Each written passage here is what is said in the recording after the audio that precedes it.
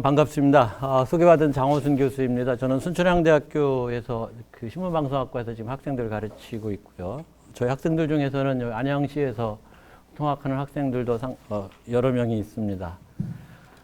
자, 그래서 오늘은 그 자치분권, 여러분들이 세 차례 강의를 들으시면서 왜 자치를 해야 되느냐, 왜 분권을 해야 되느냐 하는 부분들에 대해서 뭐 철학적으로나 또 역사적으로, 행정적으로 그 강의를 들으셨는데, 저는 이제 그 신문방송학과이기 때문에 언론학자입니다.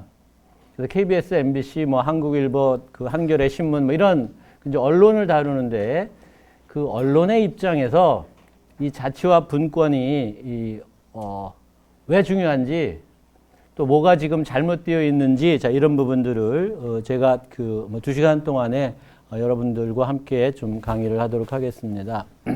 앞으로 지방분권 개헌까지 하겠다라고 하면서 뭐 그 정치권에서는 얘기들이 많이 있는데, 대한민국에서 이 지방을 보는 시각이 크게 두 가지입니다. 하나는 이제 지방은 식민지다. 지방은 살기 어렵다. 차별을 받고 있다. 어디에 비해서? 그렇죠. 중앙에 비해서, 서울에 비해서. 자, 이런 시각들을 가지고 있습니다. 또 하나의 시각은 대한민국의 희망은 지방에 있다. 수도권이 너무 과밀화되어 있고 살기 힘들고 각박하기 때문에 지방을 잘 활용을 하면 대한민국 전체가 좀 더 잘 살 수 있는 그런 나라가 되지 않겠느냐. 자, 이런 관점들이 있습니다. 뭐 둘 다 우리 지금 이 시대를 살아가고 있는 사람들, 지방에서 특히 살아가고 있는 사람들이 뭐 공감할 수 있는 이런 시각이라고 할 수 있는데요. 일단 여러분들에게 그 지역과 지방, 여러분들 자치와 분권, 우리 자치분권 대학인데, 자, 왜 자치분권 대학이라고 했는지는 저는 뭐 실무진이 아니라서 모르겠지만, 우리가 보통 그 자치분권 하면 지방자치 뭐 이렇게 얘기를 하는데, 지방이라는 말을 싹 빼고 자치분권 대학이라고 이제 이렇게 명칭을 했는데, 우리가 흔히 쓰는 그 자치와 분권과 관련돼서 그 대상인 지역과 지방이라는 단어의 의미를 일단 좀 정확히 이해할 필요가 있습니다. 왜냐하면 우리가 이 단어들을, 이 어휘들을 좀 마구 혼용해서 쓰고 있다 보니까 자, 혼란들이 생깁니다. 그래서 지방과 지역은 어떻게 다른 걸까요? 지방은 서울은 지방입니까? 지방이 아닙니까? 서울은 지방입니까? 지방 아닙니까? 지방이, 자, 지방이라고 하시는 분도 있고 아니라고 하는 분도 있고, 한국 사회에서는 지금 둘 다 맞습니다. 자, 왜냐하면 사전적인 의미로는 지금 여기서 중앙의 지도를 받는 아래 단위의 기구, 서울 이외의 지역이기 때문에 서울은 지방이 아니어야 하는 거죠. 그렇지만, 그렇게 따지면 그렇죠. 그렇지만, 자, 우리가 서울지방경찰청이 있고 서울지방법원이 있습니다. 지방자치 선거를 할 때 서울은 선거를 안 하나요? 그건 또 아니죠. 그러니까 서울도 지방에 들어가서 우리가 실질적으로, 현실적으로는 지방은 아니지만 우리가 지방선거나 지방자치를 할 때는 지방으로 집어넣는다라는 겁니다. 이렇게 된 이유는 우리가 80년대 이제 그 해방 이후에 여러 가지 개헌을 하면서 헌법을 만들면서 이 서울과 지방의 개념, 이런 개념만 있었고 지역이라는 개념들을 잘 쓰지 않았기 때문입니다. 지역이라는 개념은 민주주의 국가에서 사용되는 개념이고, 지방이라는 개념은 중앙이 있고 지방은 그 주변에 있는 변두리라는 겁니다. 그래서 하위 개념이라는 거죠. 자, 반면에 이제 지역이라는 개념은 그런 사람들이 살고 있는 공간에 상하 귀천이 없다. 모든 지역은 동등하다. 자, 그래서 실질적으로 어떤 범위의 공간, 즉 무슨 얘기냐면 안양도 지역이고, 옆에 있는 군포도 지역이고, 서울도 지역이고, 부산도 지역이고, 지역이라는 의미에서는 중앙과 지방이라는 그런 구별이 없이 대등하게 동등하게 대우를 받는다라는 겁니다. 자, 그러면 우리가 지방자치라고 해야 됩니까? 지역자치라고 해야 됩니까? 단어의 의미로 보면 지역자치라고 해야 되는 거죠. 그렇지만 지금 우리가 헌법상으로는 지방이라는 말을 쓰고 있고 여러 가지 법제적으로 지방이라는 말을 지역이라는 의미로 같이 쓰고 있기 때문에 자, 어쩔 수 없이 이제 우리가 지금 혼란스러울 수밖에 없습니다. 그래서 그걸 개념을 두고 그 얘기는 무엇이냐고 하면 우리가 어떤 지역과 지방에 관해서 대한민국 사람들이 생각할 때 아직도 많은 혼란, 이중적인 생각들이 있다라고 보시면 되겠습니다.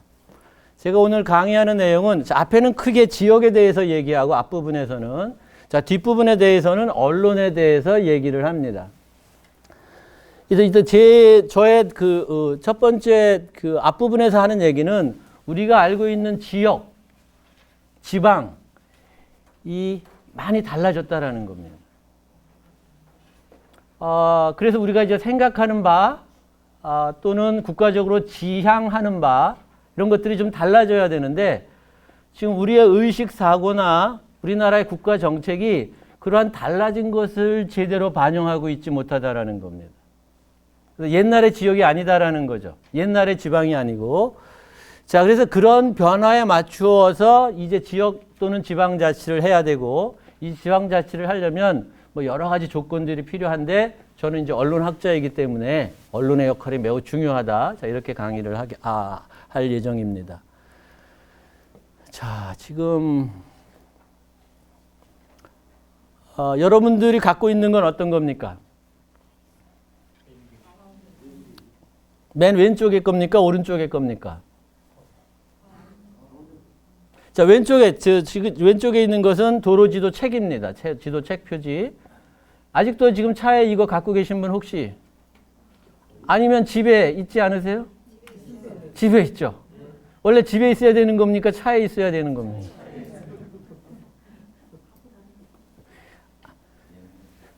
자, 저 책은 아마 여러분들 기억하시면 아마 뭐 초창기에 나왔을 때 한 5,000원 하다가 그 다음에 한 10,000원 하다가 좀 비쌀 때 20,000원까지 했었습니다. 한때 대한민국에서 가장 많이 팔리는 책 중에 하나였습니다. 왜?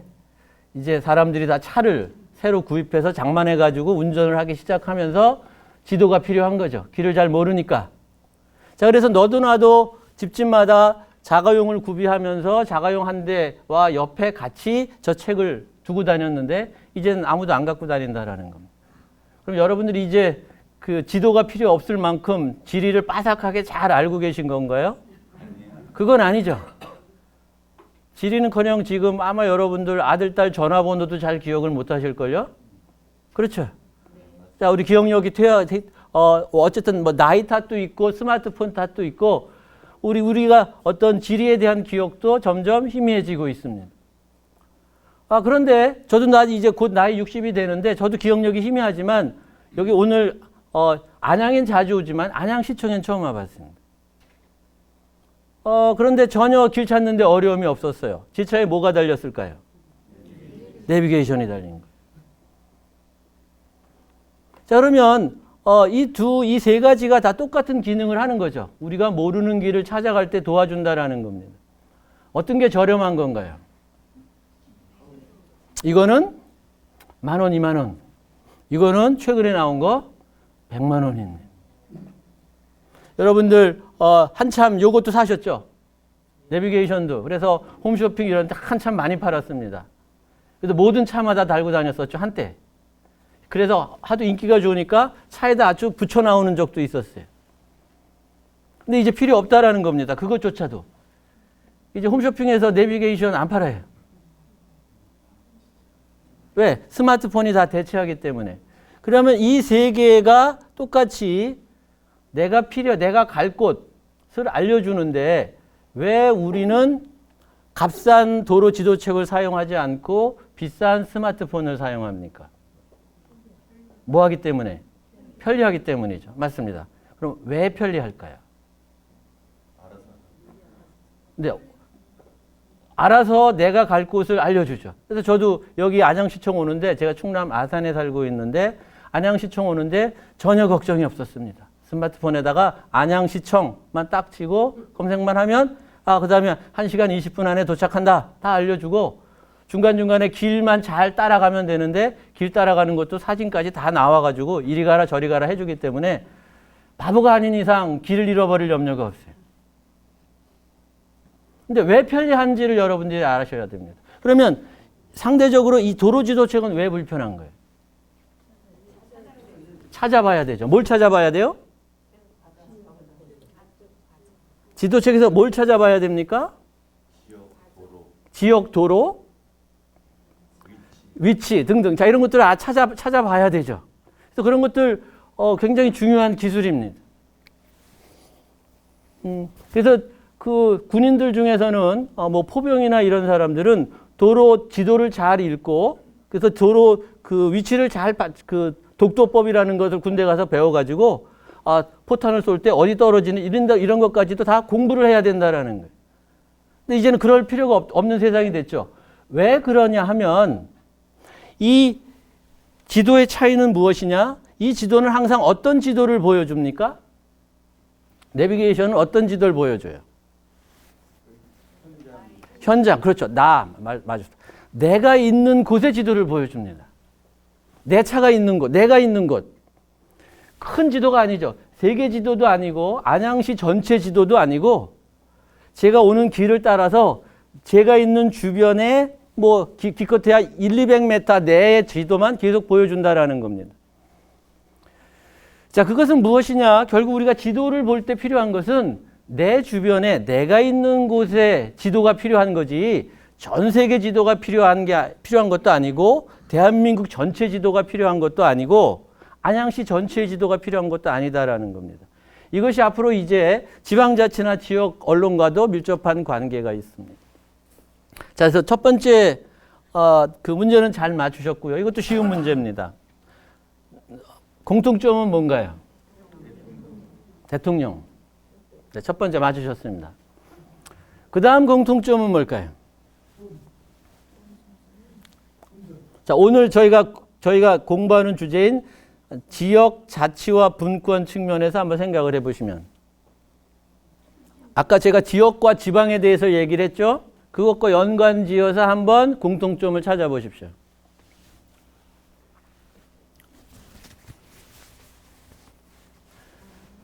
서울 사람들인가요? 지방 사람들인가요? 지방 사람들이에요. 다 뭐 경상도 사람도 있고 전라도 사람도 있고 예, 이분은 아니죠. 네. 그래서 강한 지방 사람일 뿐만 아니라 지방 사투리를 강하게 쓰는 이런 사람들입니다. 이 사람들은 어떤가요? 이 사람들은 어디 출신 사람들이에요? 자, 이분은 잘 아시는 분이고, 이 두 분 다 경상도 출신이고, 이분도 경상도 출신이고, 이분은 경기도 파주 출신이죠. 다 지방 출신들이에요. 자, 다음에, 이번에 장관 되는 사람들, 문재인 정부 출범하면서 저 장관 되는 후보자들을 봤더니 충청도, 전라도, 뭐 경상도 등등 골고루 분포가 돼 있어요. 제주도하고 뭐 강원도 워낙 거기는 인구가 좀 적으니까 좀 거기는 아직 장관을 배출하지 못했는데 지역적으로 골고루 배출해서 이번에 장관 되신 분들을 봤더니 다 상주, 청주, 뭐 정읍, 부산 등등 자 이런 지역들 출신입니다. 이분 한 분만 서울 출신인 것 같아요. 나머지 분들은 다 고등학교 다닌 걸 기준으로 보면 지방에서 고등학교를 다니셨어요. 지금은 다 어디 살까요? 여러분들 고향이 안양이신 분 손 들어보세요. 두 분. 고향이 경기도이신 분 손 들어보세요. 다섯 분. 다 타지에서 오신 분들이라는 거죠. 그래서 제가 아까 옛날 안양 얘기하면 아마 전혀 감이 아마 안 오셨을지 몰라요. 아마 여러분들은 여기 신도시가 형성이 되고 이미 그 군포 이쪽에 많은 아파트가 들어선 다음에 이쪽에 오셨기 때문에 여기 이쪽 지역이 평촌리, 호계동 이쪽 지역이 논밭이었다라는 걸 상상하기 어려우실 겁니다. 안양정 근처에 대농방직이라고 큰 공장이 있었다라는 거 아마 모르실 거예요. 자, 여러분들은 여기 있는 지금 대통령 후보자나 전직 대통령이나 대통령 후보자와 마찬가지로 매우 독특한 우리 역사의 예외적인 시대를 사는 사람들입니다. 무슨 얘기냐면 여러분들에게는 지금까지 살아온 방식이 통용되지만 여러분들 자녀에겐 통용되지 않는다라는 겁니다. 무슨 얘기냐? 여러분들은 타 지역에서 태어나서 생존하기 위해서 행복하게 살기 위해서 고향을 떠나서 다른 지역으로 갔어요. 교육을 받고 일자리를 찾고 배우자를 만나고 그렇지만 자 그래서 한국 사회는 이런 지금 이런 사람들이 대부분 많이 모인 곳이 이 수도권이고 안양 구로동 이쪽에 특히 사람들이 많이 모였죠. 그래서 경기도 서울 부근의 남쪽, 서쪽, 자 이런 쪽에 많은 사람들이 모여서 살았습니다. 심지어는 무작정 상경이라는 말이 있었다.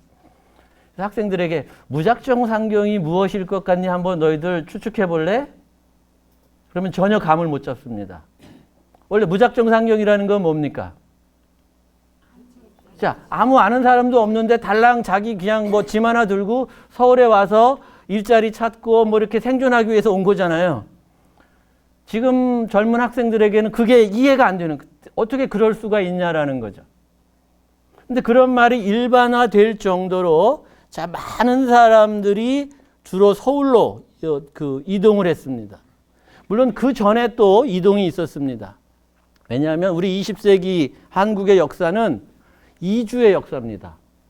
무슨 얘기냐? 자기가 태어난 곳에서 행복하게 살다가 죽는 사람들의 비율이 극히 낮고 자기가 태어난 곳을 떠나서 타향살이, 즉 타향살이를 하는 사람들의 비중이 크게 많다라는 거. 자, 그러다 보니까 우리 뭐 대중가요를 보면 그 타향살이의 서름을 노래하는 그런 노래들이 굉장히 인기 가요들이 많습니다. 그만큼 타향살이를 하는 사람들이 많다라는 거죠. 그래서 이런 타향살이는 그 식민지를 거치고 우리가 전쟁을 거치고 또 산업화를 거치면서 이제 많은 사람들이 고향을 떠나서 이주를 했습니다. 이게 한 100년 동안 지속된 겁니다. 그래서 식민지가 되면서 이제 일제 수탈로 먹고 살기 힘드니까 많은 사람들이 우리 여러분들의 부모님 또는 조부모 세대들이 이제 그 일본으로 가기도 하고 또 만주로 가기도 하고 하와이로 가기도 하고 대거 이동을 했습니다. 그러다가 이제 전쟁을 하면서 6.25 동란 전쟁을 하면서 이제 북한에서 이제 남한으로 또 많은 사람들이 내려와서 이주해서 살기 시작하고 그 다음에 아까 조금 전에 보신 것처럼 이제 산업화를 하면서 일자리를 찾아서 또 많은 사람들이 수도권으로 모여 살기 시작했습니다. 그러면 이제 그래서 여러분들은 그런 세대입니다. 여러분들의 부모님도 그런 세대일 수 있어요. 그렇지만 여러분들은 분명히 그런 세대입니다. 그럼 이제 여러분들 자식은 어떻습니까? 여러분들 자식은 어디, 안양을 떠나서 어디 가서 살까요? 외국으로. 그래서 요즘 일본에 노령화돼서 일자리가 없으니까, 일자리는 많은데, 일할 사람이 없으니까 한국의 젊은이들을 많이 데려갑니다. 대부분 뭐 그렇게 좋죠. 일본 사람들이 하지 않고 싶은 일들, 주로 굳은 일들을 하면서 거기서 돈을 벌고 살고 있어요. 여러분들 자녀들이 그런 일 하기를 바라십니까? 그런 건 아니겠죠. 자, 그래서 제가 말씀드리는 요지는 뭐냐면 이제 여러분들이 더 좋은 데를 찾아서 이주해서 지금 성공적으로 행복하게 정착했지만 우리 자녀들도 그럴 것이냐? 더 좋은 기회의 땅이 더 있느냐? 그렇지 않다라는 겁니다. 자, 그래서 이런 이주의 역사는 끝이 났다라는 거예요. 여러분들의 자녀들은 평촌에 살거나 안양 시내에 살면 그 근처에서 계속 여러분들과 가까이 살면서 부모와 가까이 살면서 여러분들 노후도 챙겨주고 여러분들이 그 손자 손녀들 육아도 챙겨주고 자 그렇게 사는 게 정상적이고 행복한 삶이라는 겁니다. 미국으로 이민 가고 일본으로 이민 가기를 원하십니까, 여러분들? 자, 그렇진 않은 거죠. 그래서 지금 이 안양시를 보면 이런 이주 덕분에 자, 여기가 지금 안양시청이 있는 자리입니다. 자, 이런 곳이 지금은 아파트촌이 된 거죠. 많은 사람들이 이주를 해와서. 자, 그 얘기는 무슨 얘기냐. 이제 한국 사회는 이주사회가 아니라 정착사회가 됐다라는 겁니다. 그걸 보여주는 지표가 여기 있습니다. 자, 지난 추석 황금 연휴 때에 어떤 사람들이 많았을까요? 여기 이렇게 고향 가는 젊은이들이 많았을까요? 해외여행 가는 젊은이들이 많았을까요? 자, 그러면 이 해외여행 가는 젊은이들은 명절도 모르고 조상도 모실 줄 모르는 배은망덕한 후레 자식들인가요? 그건 아니라는 겁니다.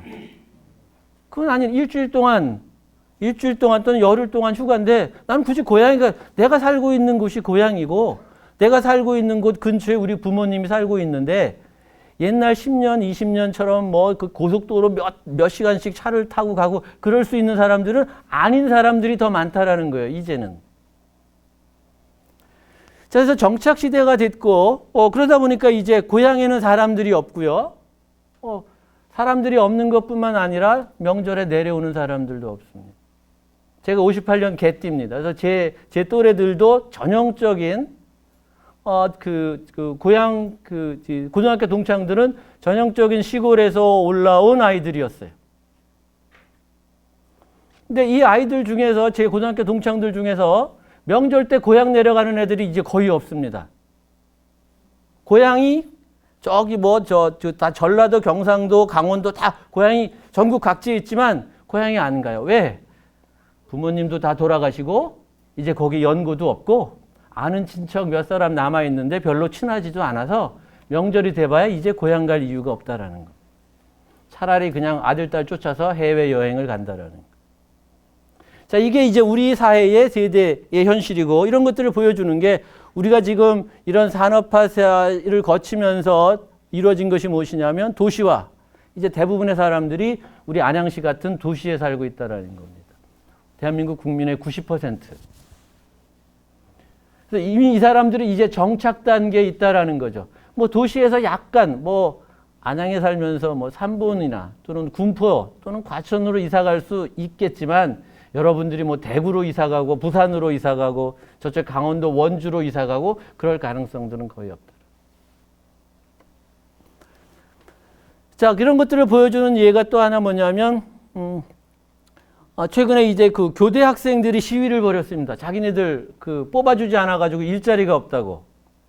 그래서 처음에는 동정적인 여론들이 있었어요. 왜냐하면 교대 학생들은 공부도 열심히 하는 학생들이고 교사가 되겠다고 하는데 왜 임용하는 교사의 숫자를 대폭 줄이느냐.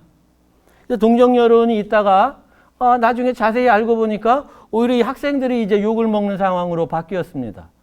왜? 서울이나 경기도나 이런 대도시에서는 교사들이 남아돌고 대신 저쪽 시골로 가면 전라도나 충청도나 강원도 이쪽에 가면 교사들이 부족하다라는 거예요. 그래서 경쟁률이 1대1 미만이다라는 겁니다. 교사를 못 뽑는다라는 거예요. 그래서 대한민국 지금 청년들이 가장 좋아하는 직업 중에 하나 교사입니다. 공무원보다 더 선호하는 직업이에요. 그래서 교대에 들어가려면 엄청난 경쟁률들이 있고 공부 잘하는 애들이 가는데 이 아이들이 내가 백수는 될지언정 시골에 내려가 살지는 않겠다라는 거죠. 시골에 가서 초등학교 교사를 하지는 않겠다라는 겁니다. 즉 무슨 얘기냐? 지역 이동을 하지 않겠다라는 거예요. 자기는 이미 도시에서 태어나서 도시에서 성장했기 때문에 나는 이 도시에서 계속 살겠다라는 거죠. 이 학생들을 나무랄 수는 있는 건 아닙니다. 그렇지만 현실이 그렇다라는 거죠. 자, 그런데 이러한 것들이 이제 한국 사회가 정착 사회가 됐다라는 걸 보여주는 건데요. 이 정착 사회란 무엇이냐? 선진국에서 나타나는 특징들입니다. 이제 중진국이 되면 이주 사회가 됩니다. 자, 후진국 단계에서는 더 살기 좋은 갈대가 없기 때문에 이 이동이 많이 일어나지 않습니다. 그렇지만 이제 산업화가 이루어지고 경제 개발을 해줘서 나라 구조의 전체가 바뀌기 시작하면 우리 60년대, 70년대처럼 이렇게 되면 이제 사람들이 이동을 하죠. 이동을 하다가 이제 일정 정도 시간이 지나면 더 이상 사람들이 이동하지 않습니다. 왜? 거기 있는 사람들만으로 충분히 그 지역, 일자리를 채울 수 있기 때문에. 그러면서 이제 정착사회가 되는데 대부분의 선진국들은 일찌감치 우리보다 훨씬 먼저 정착사회가 됩니다. 그건 무슨 얘기냐면 산업혁명이 일어난 19세기 후반, 20세기 초반이 되면 대부분의 미국이나 유럽 이런 나라들은 이제 정착사회가 됩니다. 그전에는 많이 사람들이 이주를 했지만 그래서 그 정착사회를 지표를 보여주는 게 이게 지금 제가 그 데이터를 하나 찾은 건데요. 자, 미국 사람들한테 성인들, 애들 말고 성인들에게 지금 너의 부모와 얼마나 멀리 떨어져 있느냐, 거주하는 거리가를 조사를 해봤습니다. 그랬더니 평균 30km예요. 평균 30km. 그래서 차로 한 20분 내지 30분이면 갈 수 있는 거리에 성인들이 자기 부모가 거기 있다라는 겁니다. 우리가 흔히 미국 하면 굉장히 땅도 넓고 자식들은 저기 뭐 뉴욕에 살고 부모는 LA에 살고 뭐 이렇게 해가지고 굉장히 멀리 떨어져서 사는 것 같지만 대부분의 사람들은 자기 부모 근처에 살아요. 자기 부모 근처에 살아요. 그 무슨 얘기냐? 자기 부모 근처에 산다는 얘기는 그 부모도 부모 근처에 살았을 것이고 그 지역을 크게 벗어나지 않아서 대대손손 살았을 것이다라는 겁니다. 그래서 그 뭐 땅덩어리가 넓으면 좀 그 부모와의 거리가 좀 멀어지긴 하지만 기본적으로 차량 기준으로 본다면 한 30분 거리 내에 대부분 자기 부모들이 살고 있다라는 겁니다. 그 얘기는 무슨 얘기냐?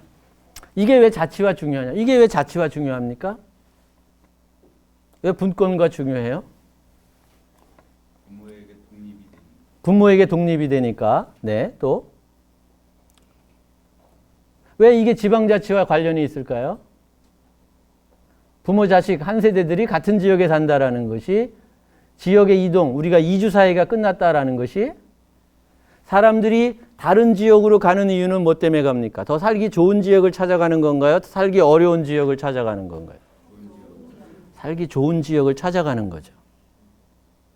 그래서 우리가 60년대, 70년대에는 여러분들이 태어난 시골 마을보다는 이 안양이나 과천이나 이런 데가 더 살기 좋은 지역이었을 겁니다. 그러니까 이주를 한 거예요. 그래서 일자리도 하고 돈도 벌고 여기 정착을 해서 가정을 꾸리고 자녀도 낳고. 또 여러분들의 자녀들은 어떻습니까? 더 좋은 지역이 있나요? 더 좋은 지역이 있을지 모르지만 받아주지 않는다는. 안양에 살지 않고 과천에 살고 뭐 강남에 살고 뭐 서울 중심가에 살 수도 있겠죠. 그렇지만 이미 개방이 되어 있지 않다라는 겁니다. 경쟁력이 없다라는 거죠. 자, 그건 무슨 얘기냐? 자, 인간이 행복을 추구하는 것은 모든 인간들에게 공평한 그 마찬가지인데 행복을 추구하는 행복의 조건, 행복하고 편안하고 안전하게 살아가게 하는 조건 중에 하나가 지역입니다. 지역에 일자리도 있어야 되고 지역에 전쟁도 없어야 되고 지역이 안전해야 되고 범죄로부터 안전해야 되고 뭐 자연환경도 좋아야 되고 등등등등. 근데 우리가 이주의 시대에는 지금 내가 살고 있는 곳보다 더 좋은 지역이 있었다라는 겁니다. 그 무슨 얘기예요? 이사를 가는 게 더 유리하다라는 거예요. 여기 남는 것보단. 그렇지만 이제 우리가 정착사회가 되면 그런 데가 없어요. 여기서 살아야 되고 여기를 더 좋은 지역으로 만들어야 돼. 내가 살고 있는 지역을 바꿔야지 내가 지역을 바꿔서 더 좋은 데로 가서 사는 이런 모델이 더 이상 통하지 않는다라는 거예요. 내가 살고 있는 지역을 바꿔야 된다라는 겁니다. 자, 그래서 우리가 이제 산업화가 끝나고 민주화가 되면서 지방자치 하던 얘기, 그 이유 중에 하나는 이제 우리가 이주할 공간도 없고 이주하는 문화가 아닌데 사람들은 여전히 살기 좋은 지역에서 살고 싶어 한다라는 거예요. 그럼 어떻게 해야 되느냐? 당신들이 살고 있는 지역을 살기 좋게 만들어라. 그러면 내가 살고 있는 지역을 살기 좋게 만드는 건 누가 해주는 건가요? 안양시 살기 좋게 해주는 것을 과천 사람들이 해줍니까? 저 군포 사람들이 해줍니까? 그럴 리는 없죠. 그래서 자기 지역이 더 살기 좋은 지역으로 만들려면 그 지역에 살고 있는 사람들이 책임지고 해야 된다. 그러니까 그 사람들에게 권한도 주고 자치도 할 수 있게끔 해서 가급적이면은 각 지역에서 그 지역 사람들이 그 지역을 잘 사는 지역으로 만들라라는 겁니다.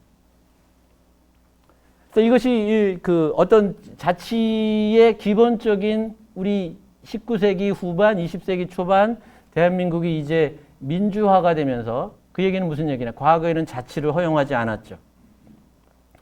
그렇지만 이제 자치를 허용하고 민주화가 되면서 이제 그 국가 통치 방식이 달라졌는데, 자, 이것이 바로 이제 우리 한국 사회가 자치를 해야 하는 시급한 이유입니다. 모든 국민들이 여러분들이 더 살기 좋은 지역으로 이사 가서 살 수 없습니다. 그럴 여력이 있는 사람들은 지극히 몇 안 된다라는 겁니다. 그래서 서울 강남의 뭐 청담동이나 역삼동 거기 가면 아주 잘 살 수 있다. 그렇지만 거기 아파트 한 평 사기가 쉽지 않다라는 거예요. 문호도 개방되어 있지 않다라는 겁니다. 여러분들은 지금 살고 있는 지역을 살기 좋은 지역으로 만들어야 되는데, 자, 이 과정에서 우리가 지난 그 100년의 역사, 우리 이제 근대화, 산업화의 역사가 이주의 역사였고 매우 예외적인 역사였다라고 하는데, 그것을 이제 또 설명하는 것 중에 하나가 이 지방자치라는 것은 아주 외래적인 개념, 그러니까 원래 우리나라에는 없던 것인데 그 뭐 유럽이나 민주주의 국가에서 하던 것인데 우리가 도입해서 하는 게 절대 아니라는 것. 아마 여러분들은 자치 역사까지 공부하셨나요? 우리 공주대 교수님 강의하셨나요? 안 하셨어요? 예, 그러면 일단 자치 역사에 대해서는 아마 다른 분이 간단히 하셨을지 모르는데, 예를 들면 우리 조선이 이제 그 식민지가 되기 전에 이 조선이라는 나라는 이씨 왕조가 약 500년 동안 통치를 했습니다. 그래서 한 가문이 하나의 한 족벌 체제가 한 나라를 500년 동안이나 통치한 사례는 전 세계 역사적으로 거의 없습니다. 중간에 다 바뀌었죠. 전쟁이 일어나고 반란이 일어나고 내부 분열이 일어나고 등등등등 해가지고 저쪽에 뭐 당나라, 송나라, 청나라, 명나라 이런 것들도 오래가지 않았고, 미국의 일본의 천황 체제도 오래가지 못했어요. 다 막부 체제네 등등등등. 하여튼 끊임없이 이런 왕조 체제를 위협하는 전쟁이나 뭐 안에 내란이나 이런 것들 때문에 대부분의 국가들이 오래가지 못했는데, 이 조선 왕조는 500년이나 지속됐어요. 그 500년 지속된 그 여러 가지 비결들이 있는데, 그 비결 중에 하나를 많은 역사학자들은 이 분권 체제라고 합니다. 자치 분권 체제가 조선 시대에 있었다라는 거예요. 그리고 조선이 패망한 이유는 이런 자치 분권 체제가 망가졌기 때문에. 그래서 결국 일본의 식민지가 될 수밖에 없었다라는 겁니다. 그걸 역사적으로 설명하는 것은 무엇이냐? 과거 조선 왕조는, 그러니까 조선 왕조는 왕이 모든 것 전권을 갖고 있는 중앙 집권적인 체제였습니다. 왕이 입법, 사법, 행정을 다 가지고 있어요.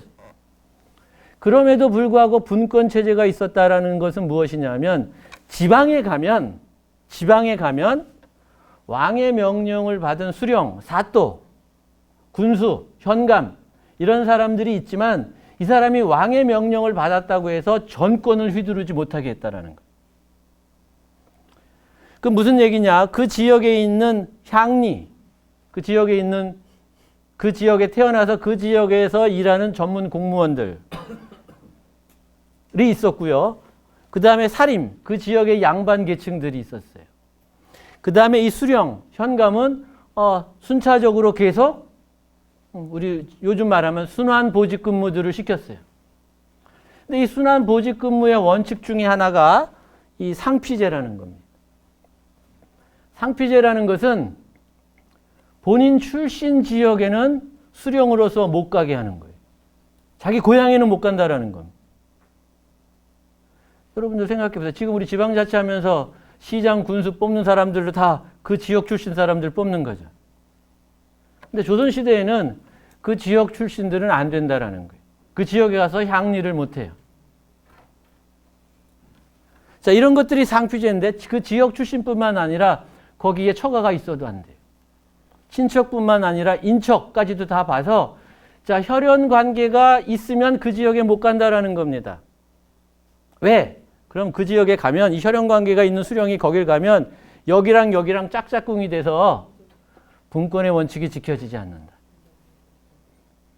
그래서 서로 견제하면서 그 지역을 통치를 해야 되는데 나라는 왕이 혼자서 자기 마음대로 통치했지만 지역에 내려가면 왕의 명령을 받는 수령 사또와 그 지역의 전문 공무원인 향리와 그 지역의 여론 주도층인 사림, 양반 계층들이 서로 타협하면서 그 지역을 통치하도록 했어요.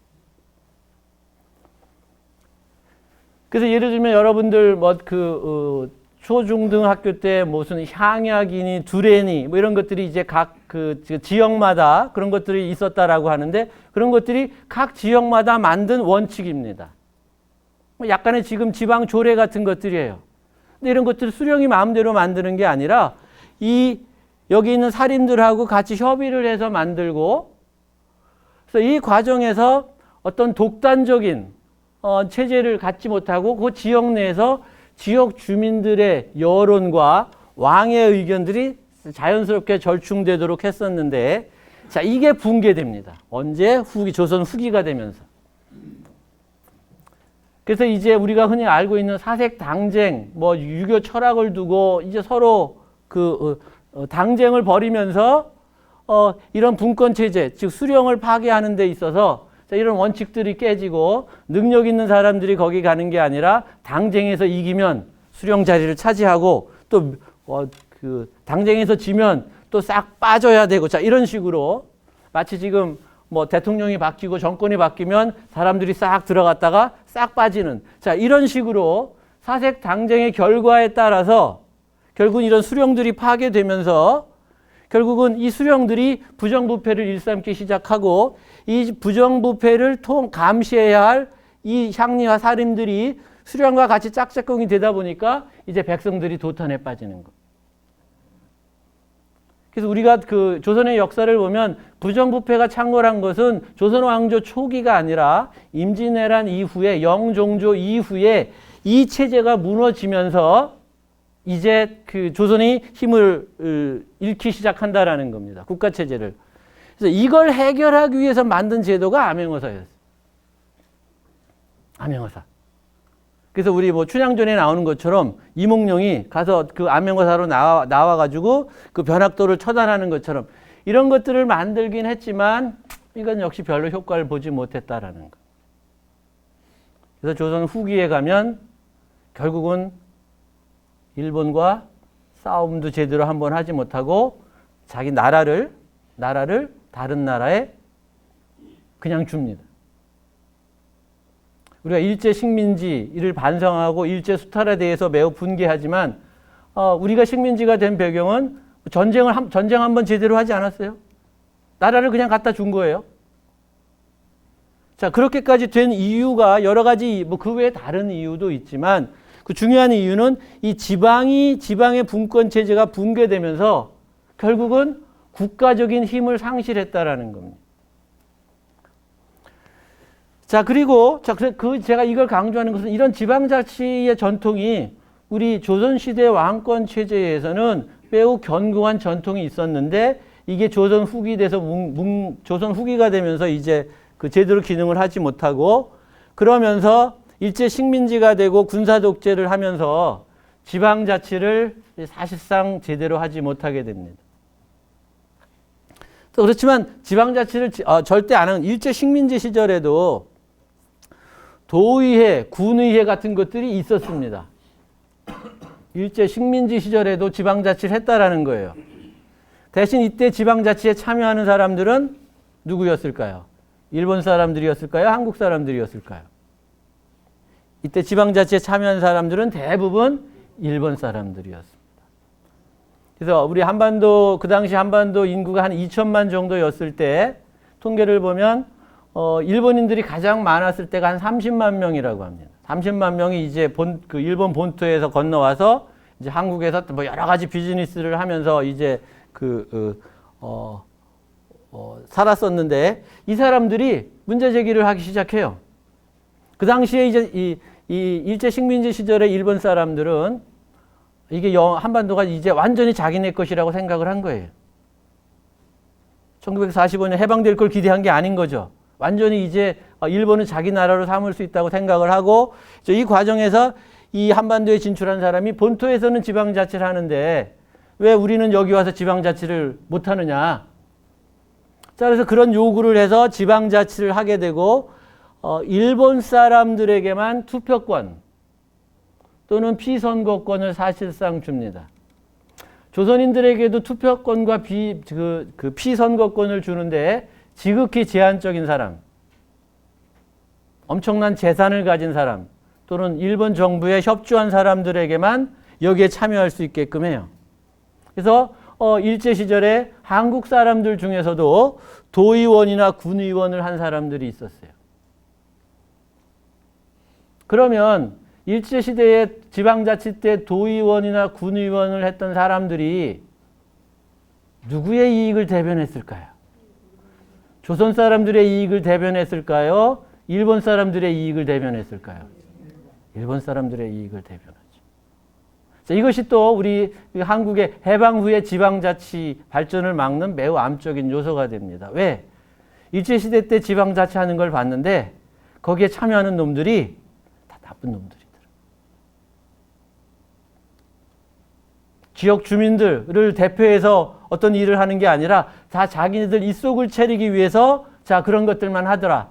자, 이렇게 하면서 해방 직후에 뭐 자치단체 지방선거를 하긴 했지만 별 효과를 거두지 못합니다. 그러다가 이제 군사 독재가 되면서 아예 지방자치를 못하게 만들고 이제 민주화가 되면서 비로소 6.29 선언을 하면서 이때 약간 뚱딴지처럼 지방자치가 민주화 요구로 들어갑니다.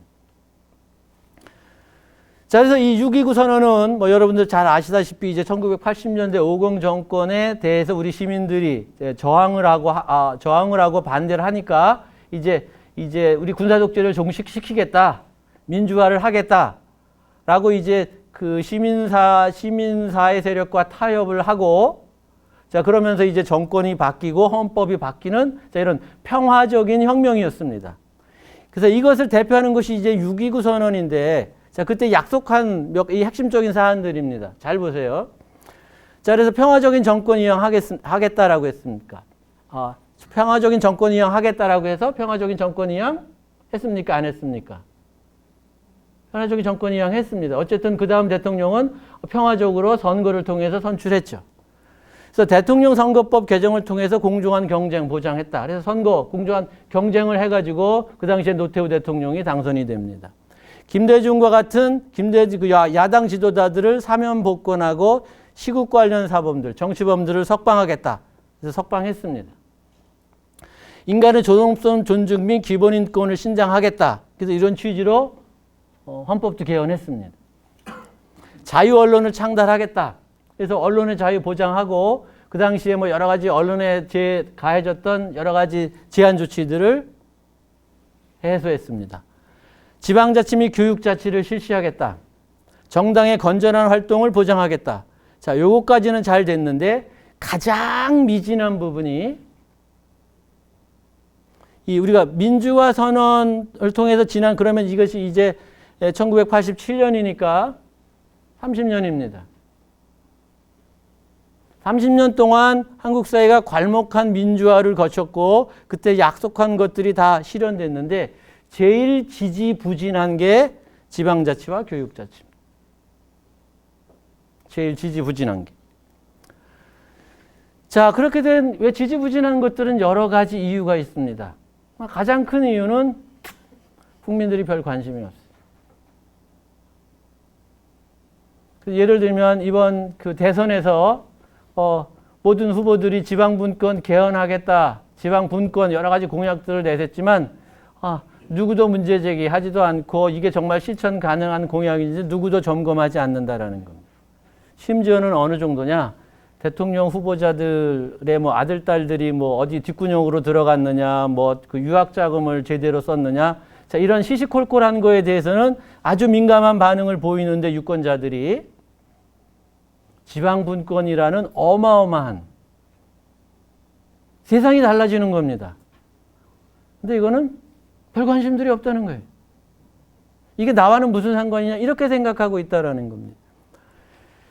자, 그래서 그러다 보니까 말은 지방분권, 뭐 지방자치 말은 무성하고 그럴듯하게 하는 것 같지만 우리 유권자 국민들의 무관심 속에서 자꾸 변질되어 가고 있다는 겁니다. 말은 많지만 실제로 지방자치는 제대로 되지 않고 지방분권도 제대로 되지 않고 그러다 보니까 여러분들이 살고 있는 지역을 좀 더 좋고 살기 좋은 지역으로 만들고 싶지만 힘이 없어요. 누군가 해줘야 돼요. 그래서 누군가 다른 데 살고 있는 사람들이 해줄 것이라고 기대해요.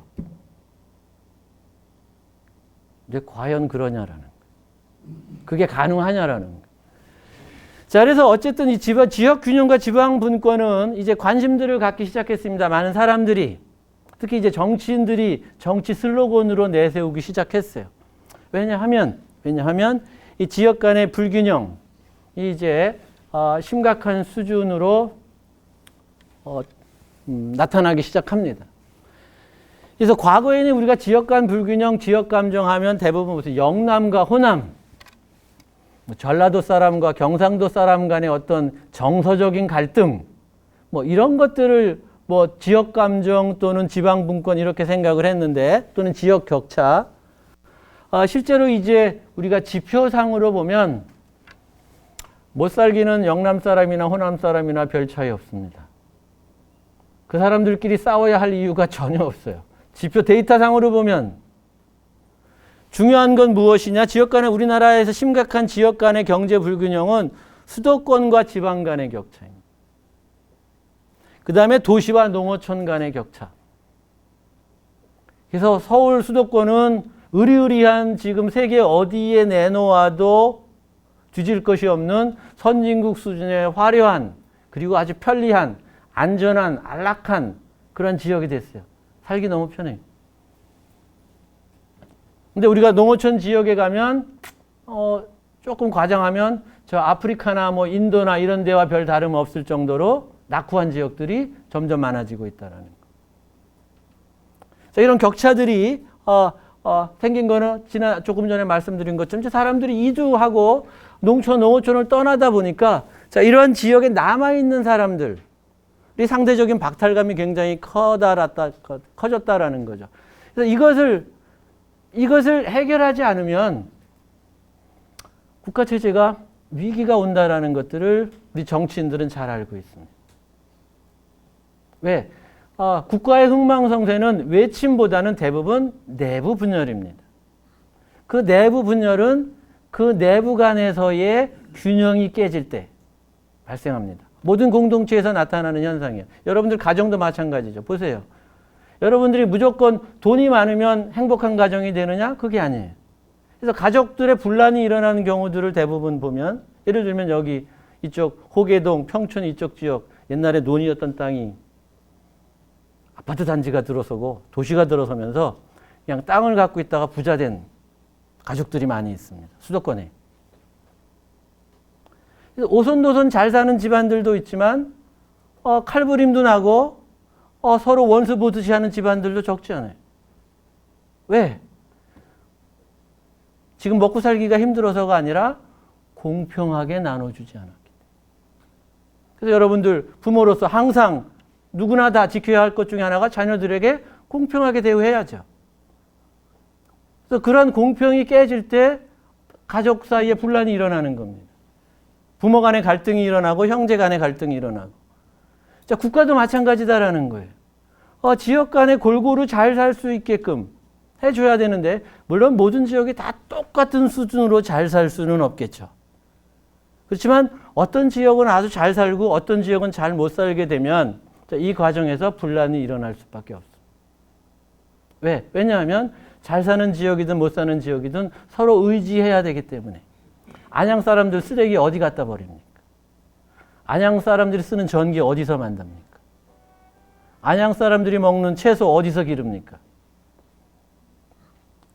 자, 그래서 한 국가 체제 내에서는 다른 지역에 서로 의존하면서 살아야 돼요.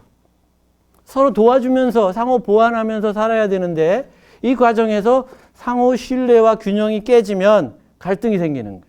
그래서 독립하겠다라고 하고 끊임없이 서로 내분을 일으키죠. 그래서 모든 국가가 지역 간의 균형은 국가 운영 체제의 핵심입니다. 자, 그래서 우리도 민주화되면서 이런 지역 균형, 지방 분권, 지방자치 이런 것들이 결국은 한국이라는 나라가 이제 어느 정도 먹고 살만해졌는데 이제 골고루 잘 사는 나라가 되기 위해서는 이런 걸 해야 된다라는 것들에 대해서 정치 지도자나 이제 국민들이 다 동의하고 있는데, 자, 그래서 대표적으로 하는 게 이제 지방자치라는 겁니다. 제일 먼저 한 게 지방자치예요. 지방자치하다가 잘 안 되니까 이제 요즘 나오는 게 다시 지방분권, 이런 얘기들이 나옵니다.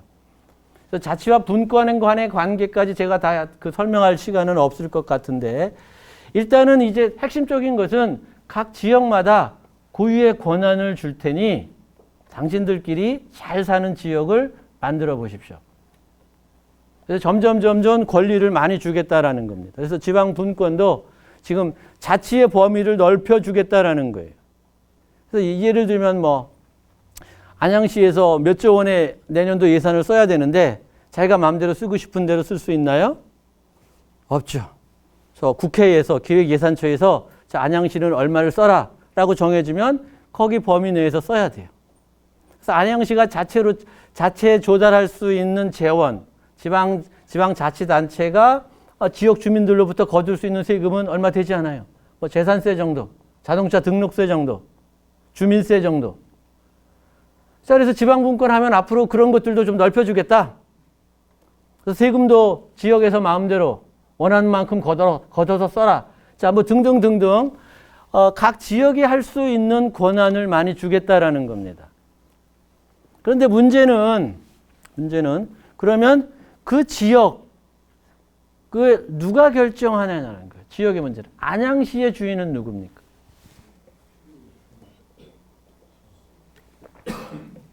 안양시의 주인은 안양 시민이죠. 그걸 부정할 수 있는 사람들은 없습니다. 근데 여러분들 정말 주인이에요? 자, 여러분 언제만 주인이에요? 선거할 때만 주인이죠. 선거할 때만 오면 머리 굽신거리는 사람들이 그냥 여기 지하철역마다 준비하다가 선거 딱 끝나고 나면 싹 사라지죠. 얼굴 보기도 힘들어요. 그렇죠? 자, 민주주의 사회에서는, 지역사회에서는 주인은 시민, 국민들이지만 그 주인들에게 다 주인 행세를 할 수 있게끔 하기가 어렵기 때문에 대표자를 뽑는 겁니다. 그래서 이 대표자라는 것은 우리는 한국 사회에서 지금까지 지역의 대표자는 시장, 군수, 시의원, 군의원 이렇게 얘기를 하고 있는데, 자, 민주주의 사회에서 지역 주민이 주인이라면 이 지역 사회를 대표하는 그룹은 여러 그룹으로 나뉠 수 있다라는 거. 그리고 여러 그룹으로 나뉘어 있어야 바람직하다라는 거예요. 그래서 일단은 우리 안양시청 같은 지방 정부도 있고, 또 여기 안양시에 나와 있는 민주당, 자유한국당, 정의당 이런 정당들도 각 지역별로 대표자들이 있습니다. 또 지역의 다양한 시민단체들도 있고 지역의 언론들도 있고. 그래서 이 네 그룹의 공통점은 뭔가요? 자신들의 이익을 대변하는 게 아니라 지역사회 전체의 이익을 대변하는 기능을 하라고 만들어준 거예요. 여기 있는 각자, 안양시장이 안양시장 개인의 이익을 위해서 시장 일을 하라는 게 아니죠. 자, 그래서 이러한 대표성들을 이런 그룹들에게 부여하는데 지역사회가 원활하게 돌아가려면 이런 그룹들이 골고루 다 잘 기능을 해야 된다. 그런데 우리 한국의 지금 지역의 현실은 그렇지 않다라는 겁니다. 이 네 가지 중에서 사실상 하나만 제 기능을 하고 있어요. 어떤 것만 제 기능을 하고 있어요? 바로 여러분들이 여기 와 있는 안양시청 정도라는 거죠. 즉 행정자치단체, 정부 행정. 그래서 심지어는 어느 정도냐, 지방자치하면 행정부만 하는 것, 행정만 하는 것이다라는 착각들을 하고 있을 정도로 한국 사회에서 자치라는 것은 정부 체계 내에서 하는 것이다. 그것도 행정 체계 내에서 하는 것이다. 자, 이런 의식들을 갖고 있습니다. 물론 이 지방자치를 하면서 여러 가지 좋아진 점들이 나빠진 점들보다는 더 많. 그래서 지방자치 덕분에 지역도 발전하고 주민 복지도 늘어나고 서비스도 많이 좋아졌다. 자, 이런 긍정적인 견해들이 부정적인 견해들보다는 훨씬 많습니다. 이런 지방자치에 대해서 긍정적인 여론들이 있는데 문제는 이 지방자치의 정부적인 기능, 행정적인 기능이 지역 주민들의 개방된 투명한 구조가 아니라 매우 폐쇄적이고 그래서 부패와 부조리의 사슬 속에 있다라는 겁니다. 그건 무슨 얘기냐 하면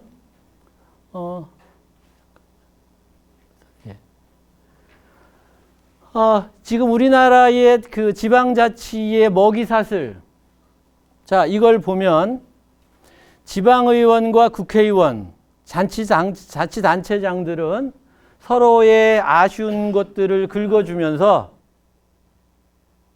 서로의 필요에 의해서 공존하는 구조를 갖고 있습니다. 그래서 국회의원 선거 때가 되면 선거운동을 누가 해줘요? 지방의원들이 해줍니다. 대신 그 지방의원의 공천권은 누가 가지고 있어요? 국회의원들이 가지고 있습니다. 서로 잘 보여야 되죠. 단체장도 마찬가지라는 겁니다. 그래서 쉽게 말하면 자치단체장이 되든지 지방의회 의원이 되든지 지역사회를 위해서 자기가 행정적인 분야에서 일을 하겠다라고 한다면 지역 주민들을 위해서 열심히 일을 하는 게 아니라 저 국회의원이나 단체장을 위해서 열심히 일을 해줘야 돼. 그래서 공천 한 자리 따야 돼.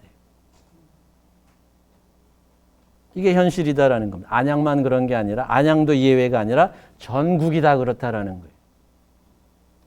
그건 무슨 얘기예요? 지역의 주인인 주민들을 한 대표자를 뽑는데 유능하고 청렴하고 소통을 잘하는 정말 우리 지역을 잘 대변할 사람을 뽑는 게 아니라 대표할 사람을 뽑는 게 아니라 그렇게 말만 하고 실제로 안에서는 자기네들의 입속을 챙기기에 바쁜 사람들, 이런 사람들이 미안하지만 대부분 우리나라 지방의회에 진출해 있다라는 것. 자, 그러다 보니까 어떻게 유권자 입장에서는 어때요? 그런 사람들 뽑아주고 싶어요? 뽑아주고 싶지 않아요? 당연히 뽑아주고 싶지 않죠. 그러니까 내가 그 선거에 왜 투표를 해? 그래서 대선이나 국회의원에 비해서 상대적으로 지방선거에 있어서는 자기가 열렬히 지지하는 적극적으로 뽑아주고 싶은 후보들이 몇 되지 않는다라는 거예요. 없다라는 겁니다. 그 나물에 그 밥이다라는 거죠. 차라리 놀러 가자. 차라리 집에서 텔레비전이나 보자. 그래서 정작 자기 지역의 대표자를 뽑는데 배제가 되고 무관심할 수밖에 없다라는 거죠. 이게 현실이다라는 것. 그래서 이걸 해소하는 방법으로 참 많은 사람들이 아이디어를 냈어요. 그리고 다들 지금 전에 그 대통령 후보도 그렇고 이번에 나온 대통령 후보도 그렇고 한결같이 약속한 게 뭐냐면 적어도 지방자치 일꾼을 뽑는 기초의원, 시의원, 군의원에서는 정당 공천제를 하지 않겠다. 그래서 그 지역의 국회의원이 영향력을 행사하지 않겠다라는 거예요. 근데 선거가 끝나고 다 없던 얘기가 됐습니다. 왜? 국회의원들이 다 무슨 소리냐? 그러면 나중에 우리 국회의원 선거는 누가 해주냐? 그럼 당신 대통령 선거할 때 누가 대통령 선거 해주냐? 그래서 우리나라의 정당 구조가 아직 정착되지 않은 상황에서 대선을 하면 모든 그 정당 소속의 국회의원들이 동원돼서 대통령 선거를 해주고 국회의원 선거를 하면 그 밑에 있는 지방의원들이 다 동원돼서 선거를 해주는 자, 이런 구조가 있기 때문에 실질적으로 이런 지방 정당 공천제를 폐기하면 앞으로 나는 정치를 못한다. 자, 그러니까 모두 슬그머니 없던 일로 하자라는 겁니다. 자, 그러면서 실질적으로 엄청나게 많은 지방 지역 공약들이 나옵니다. 공약들은, 그리고 이러한 공약들이 지금 민주화가 되면서부터는 별 커다란 차이가 나질 않아요. 보수 진보 색깔과 관계없이 지방 분권하고 지역 균형 발전하겠다라는 거는 대동소이합니다. 차이가 없다라는 거죠. 그걸 정치적으로 보수 진보는 나뉠 게 뭐가 있겠습니까? 자, 그래서 이러한 대선 지방 분권이 이번 선거 때도 의제가 됐고, 그래서 지금 당선된 이 후보자는 앞으로 지방 분권을 하겠다라고, 개헌을 하겠다라고 최근에 약속까지 했는데, 제가 말씀드리려고 하는 것은 지금 우리 이번 선거 대선을 하면서 6차례에 걸쳐서 TV 토론을 했습니다. 그래서 많은 유권자들이 그 TV 토론을 보고 나는 어느 후보를 찍어야 되겠다, 이런 결정들을 했는데, 어느 TV 토론에서도 지방 분권 앞으로 어떻게 하십니까? 물어본 사람이 없었어요. 국가가 갖고 있는 막강한 권한을, 막강한 재원을 지방에 이제 쪼개주겠다라는 건데, 그래서 여러분들이 갖고 있는 재산을 자식들에게 나눠주겠다라고 하는데, 어느 재산도 어떻게 줄 거야? 얼마 줄 거야? 물어보지 않는다라는 겁니다. 부모를 신뢰해서 그럴까요? 관심이 없기 때문에. 관심이 없기 때문에. 왜 관심이 없느냐? 왜 지방 분권을 한다고 하면 이제 어마어마한 권력을 나눠주는 겁니다, 여러분. 근데 역사적으로 보나 전 세계적으로 보나 권력을 나눠주기는 무진장 힘듭니다. 무진장 힘들어요. 자기가 갖고 있는 권력을 다른 사람에게 조금이라도 나눠주는 그런 사례는 거의 없어요. 더 뺏으려고 하면 하지. 제가 인생을 살면서 쉬는 시간 한 10분 가져야 될 텐데, 가장 큰 실수 중에 하나가 제 아내에게 너무 많은 권한을 줬어요. 결혼하고. 통장은 내가 관리를 했어야 되는데, 그 통장을 아내에게 맡기는 1980년대 그냥 관행 때문에 당연히 월급 봉투 갖다 주고 통장으로 이체할 때 통장 그냥 주고 하면서, 이제 나이 60이 돼서 내가 필요한 돈을 내가 쓰려고 해서, 자, 이제 통장을 내가 관리하겠다라고 하니까 발끈하고, 어린 반푼어치도 없는 소리 하지 말라라는 거예요. 30년을 같이 산 남편인데도 자기가 갖고 있는 권한을 별로 주기 싫어하는 거예요. 그런데 우리가 지방 분권이라는 어마어마한 권한을 앞으로 이제 나눠주려면 치열하게 싸우고 경쟁해야 되는데, 이 부분에 대해서 너무나도 관심이 없다라는 겁니다. 그래서 왜 그런지는 이게 바로 이제 언론 탓인데요. 이 부분은 제가 10분 쉬었다가 15분에 다시 하도록 하겠습니다. 네.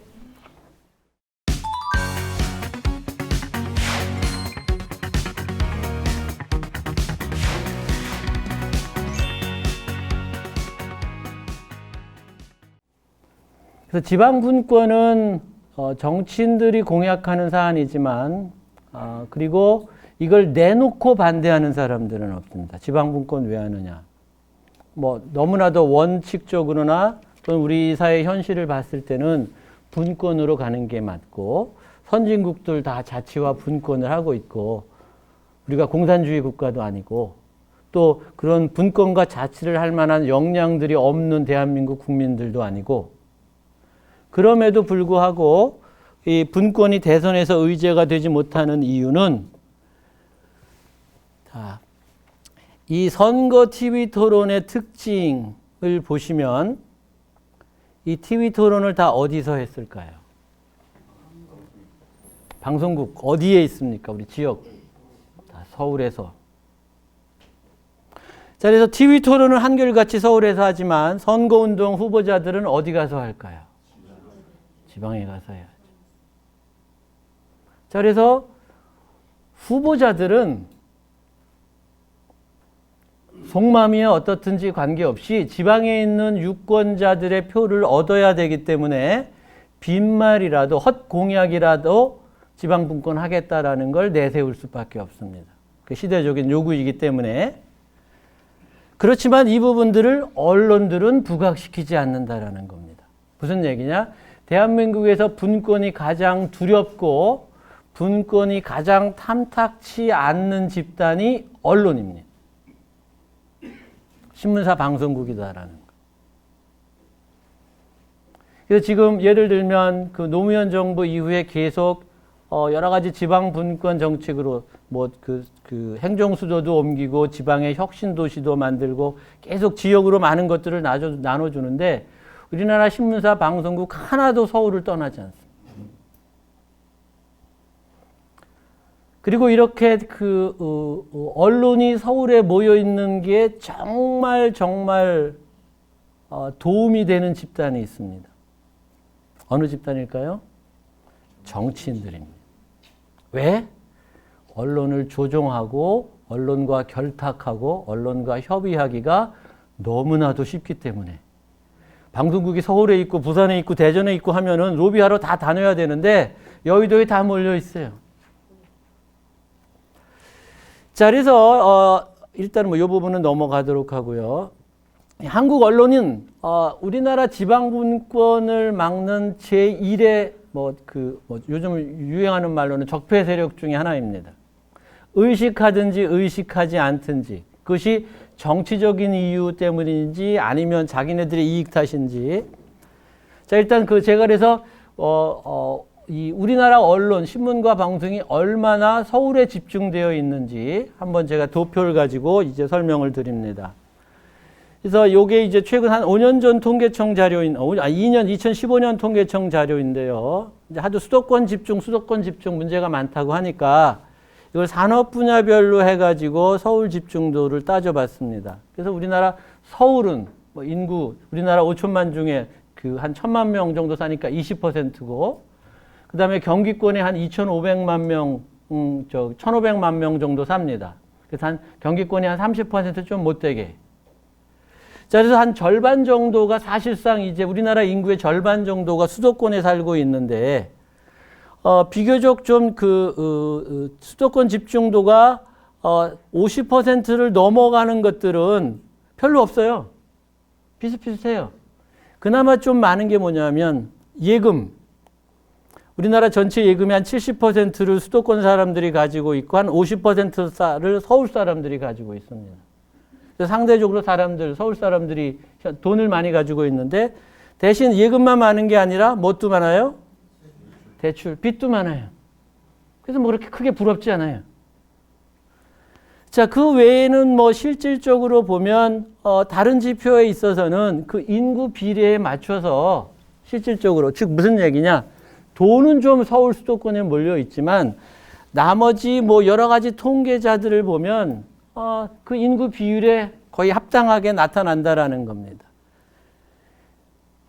그래서 이제 그걸 우리 대신 이제 방송은 이제 현격하게 다르게 나타납니다. 대표적으로 우리 대한민국 국민들이 가장 많이 이용하는 언론인 방송을 보면, 그래서 방송 중에서 방송 통계를 지역적 통계를 보기 위해서 가장 좋은 자료가 이 수신료 비율입니다. 왜냐하면 수신료는 세금처럼 의무적으로 TV 수상기를 갖고 있으면 내야 되기 때문에 결국은 이 통계가 지역별로 TV를 보는 사람들이 얼마나 많이 있는지를 파악할 수 있는 근거인데, 뭐 인구 비례와 크게 다르지 않게 우리나라 수신료, KBS 수신료를 따져보면 서울 경기가 한 40% 정도 되고 다른 지역이 뭐 나머지 60%. 그래서 인구 비례와 TV 수상기의 분포 뭐 커다란 차이 나지 않습니다. 자, 그런데 방송 제작비의 비율, 방송을 만드는데 쓰는 돈의 비율을 보면 아까 경기, 여러분들 속한 경기 몇 %였어요? 여기 수상기 비율이 19%. 그래서 19%를 낸다라는 겁니다. 여러분들이 수신료도 19% 정도 내고, 그 다음에 뭐 위성방송이나 유선방송, 뭐 헬로비전이나 무슨 IPTV, 자, 이런 것들도 다 비슷하게 냅니다. 반면에 방송 제작비는 경기는 0.6%. 경기도는 KBS 지역 방송도 없어요. 춘천에도 있고 부산에도 있고 대구에도 있고. 그래서 9시 뉴스를 하면 한 30분 하고 뒤에 한 20분은 자기 지역의 뉴스를 해주는데 미안하지만 경기도 사람은 그것도 없습니다.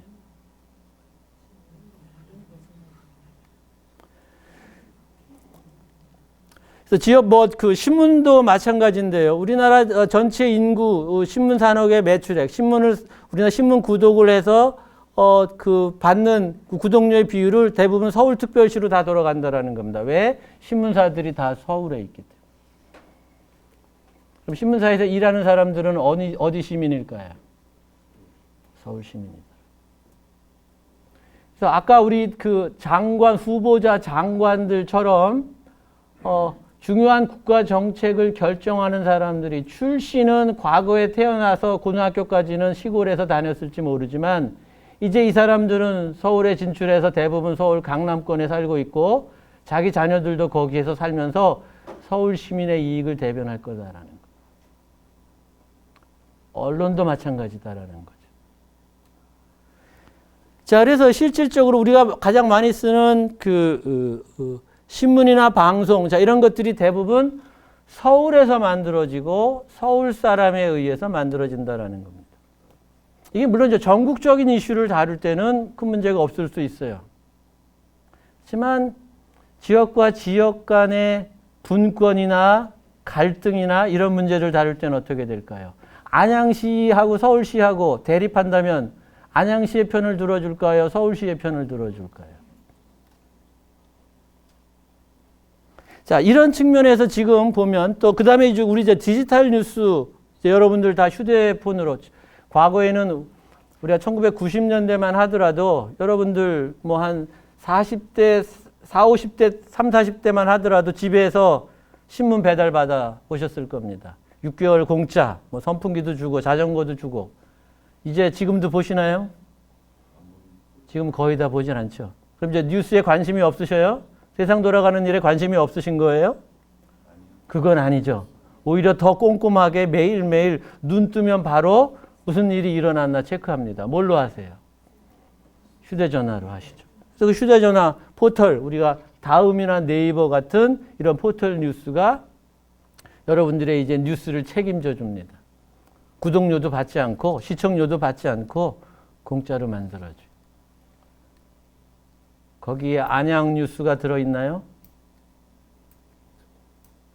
안양시장이 감옥에 가거나 안양에서 무슨 엽기적인 연쇄살인 사건이 일어나지 않는 이상 안양에서 무슨 일이 일어났는지는 여러분들 스마트폰 뉴스에 등장하지 않습니다. 아마 지금 여러분들의 자녀들 정도 10대, 20대들은 서울시장이 누구인지는 알아도 안양시장이 누구인지는 모를 거예요. 이게 현실이다라는 거죠. 자기가 살고 있는 지역인데. 무슨 얘기입니까? 언론은 우리가 끊임없이 이용하고 있지만 정작 내 지역에서 일어나는 일에 대해서는 알지 못한다라는 거예요. 예를 들면 무슨 국정교과서, 역사교과서 문제, 교육부가 뭐 어떻게 하고 하는 것들은 알고 있는데 내가 다니는 학교에서는 어떤 역사교과서를 쓰는지, 내 자녀가 다니는 역사 선생님은 어떤 사람들인지 전혀 모른다라는 거죠. 아까 제가 지도로 설명드리면 우리가 내비로에서 필요한 지도는 내가 있는 곳의 주변의 지도인데 여러분들의 뉴스는 마치 항상 세계 전도, 대한민국 전도 이것만 펼쳐보고 있는 거예요. 그래서 뭐 만나서 모이면 얘기들은 많이 하죠. 뭐 문재인이 어떻고 박근혜가 어떻고 이명박이 어떻고 거대 담론을 얘기합니다. 나라 그 정치 걱정들은 정말 대단하게 애국적으로 하시는데 지역 문제에 대해서는 전혀 얘기들을 못하죠. 왜? 아는 게 없으니까. 무슨 일이 일어나는지 모르니까. 자, 이런 것들이 지금 그렇게 된 이유가 바로 이런 뉴스들은 다 서울에서 만들고 서울에서 만들면서 이것을 다 전국으로 배포해야 되기 때문에 특정 지역의 뉴스를 다뤄줄 수가 없다라는 겁니다. 전 국민들에게 공통적인 뉴스만 다룰 수밖에 없는 거예요. 자, 이런 현상에 있어서 이것을 가능하게 하는 게 또 무엇이냐 하면 여러분들 잘 아시다시피 최근에 뭐 KBS, MBC 파업하고 있습니다. 놀랍지 않습니까? 이렇게 국가적인 위기 상황인데 시청료 받는 공영방송이 파업을 하고 있어요. 근데 누구도 이게 큰일 났다고 생각하지 않아요. 불편하다고 느끼지도 않아요. 파업을 하고 있는지도 몰라요. 왜 하고 있는지는 전혀 관심이 없어요. 다만 누가 관심들이 있어요? 정치인들만 관심이. 자, 왜 그렇게 됐냐라는 겁니다. 자, 우리나라는 식민지와 독재 정권을 거치면서 만들어진 이런 종속 구조. 그러니까 서울이 지방을 지배하는 구조. 모든 지역에 이렇게 균형 있게 자치 권한을 행사하는 게 아니라 중앙의 지배, 중앙의 지위를 받는 구조. 자, 이 구조가 지금 아직까지 남아있는 게 대한민국에 몇 개 안 됩니다. 예를 들면 검찰하고 법원 정도? 그래서 지방검찰청은 서울에 고등검찰청의 지위를 받고 고등검찰청은 서울에 있는 대검찰청의 지위를 받고 그다음에 경찰청 정도도 각 지방경찰청이 있고 전국경찰청의 지위를 받고 뭐 요 정도 치안과 법과 관련된 정도에 있어서만 어떤 중앙이 지방을 지휘합니다. 하지만 행정에 있어서도 안양시장이 자치부 장관의 지위를 받는 것도 아니고 서울시장의 지위를 받는 것도 아니고 도지사의 지위를 받는 것도 아니죠. 다 독립적으로 운영한다라는 것. 반면에 우리나라 방송은 그렇지 않습니다. 철저하게 군대 조직처럼 되어 있습니다. 그건 무슨 얘기냐? KBS, MBC, 뭐 SBS 이런 방송국 하나만 가지고 있으면 그 밑에 있는 전국의 방송들을 다 자기 걸로 만들 수 있습니다. 통제할 수 있습니다. 그래서 여러분들 뭐 이해하시기 어렵겠지만 무슨 박문진 이사, 무슨 MBC 사장을 두고 왜 그렇게 싸우는지, KBS 사장 안 나가고 왜 이렇게 하는지, 뭐 왜 파업을 하는지, 뭐 권력과 결탁을 했다는데 그게 뭔지, 뭐 등등등등 뉴스로 가끔 나오긴 하지만 여러분들이 이해를 못 하시는데 정치인들과 언론인들에게는 이게 그들의 생명과 관련이에요. 자, 그걸 보시면, 자, 우리나라는 전국의 중앙방송을 하나, 즉 KBS 사장이 되면 전국의 방송에 다 지휘권을 가집니다. 우리나라 대통령도 대통령이지만 안양시장에 이래라 저래라 할 권한이 없잖아요. 근데 우리 방송은 그렇지 않다라는 겁니다. MBC도 마찬가지로. 자, 그건 무슨 얘기냐? 그 KBS나 MBC, SBS 이 방송국들은 전국의 방송국 체제를 가지고 있는데 다양한 방식으로 이 중앙에 있는 서울에 있는 중앙 방송이 지역의 방송을 통제합니다. 그렇게 되다 보니까 실질적으로 그래서 뭐 여러 가지 이제 KBS나 MBC 뭐 다 마찬가지인데 그래서 우리나라에서는 방송통신위원회 위원장이 그 KBS, MBC 경영진들을 다 임명할 수 있고요. 사실상 이 방송통신위원회라는 국가기구의 조직은 대통령이 임명을 합니다. 그래서 방송사가 자연스럽게 권력의 밑에서 조종을 받는 사람들로 된다라는 거예요. 그러니까 이제 대통령이 바뀌었으니까 그 전임 대통령으로 임명받은 사람들에게 이제 나가라는 압력이 생기는 겁니다. 그리고 다시 정권이 바뀌면 다시 바뀐다라는 거죠. 그래서 그렇게 방송에 들어온 사람들은 이런 방송 운영에 들어온 사람들은 누구를 위해서 방송을 만들어야 돼요. 자기들 그런 좋은 자리에 임명해 준 사람들에게 은혜에 보답해야 돼요. 국민들의 은혜에 보답해야 돼요. 당위적으로는 국민들을 위해서 일해야 되지만 지금까지 보면 대부분의 이 사람들은 굉장히 전문성 있고 학식 있는 분들이지만 국민 전체의 이익보다는 자신들을 그 자리에 임명해 준 사람들의 이익을 더 철저히 대변해 왔다라는 것. 자, 그러다 보니까 권력만 바뀌면 이 방송이 이 사단이 나는 거예요. 나가라. 못 나가겠다. 자, 이렇게 되는 것은 예를 들면 지역에도 각종 문화방송이 있는데 지역 문화방송의 사장은 중앙에서 임명을 합니다. 그 지역 사람이 아니에요. 그래서 그 지역의 기관장들 중에서 유일하게 뭐 예를 들면 경찰청장 무슨 장 지역에 가면 이제 뭐 여러 장들이 있는데 최소한 그 지역에 연고 있는 사람들이 있는데 연고도 없는 사람들이 내려가서 하는 데가 지역 문화방송이에요. 자, 그러다 보니까 정권이 교체될 때마다 방송을 두고 방송 장악이니 방송 독립이니 갈등이 일어난다라는 겁니다. 그런데 이 방송이 대한민국 유권자들이 권력자를 선택할 때 여러 가지 요인들이 있지만 권력자를 선택할 때 가장 큰 영향을 받는 것은 어쨌든 방송이다라는.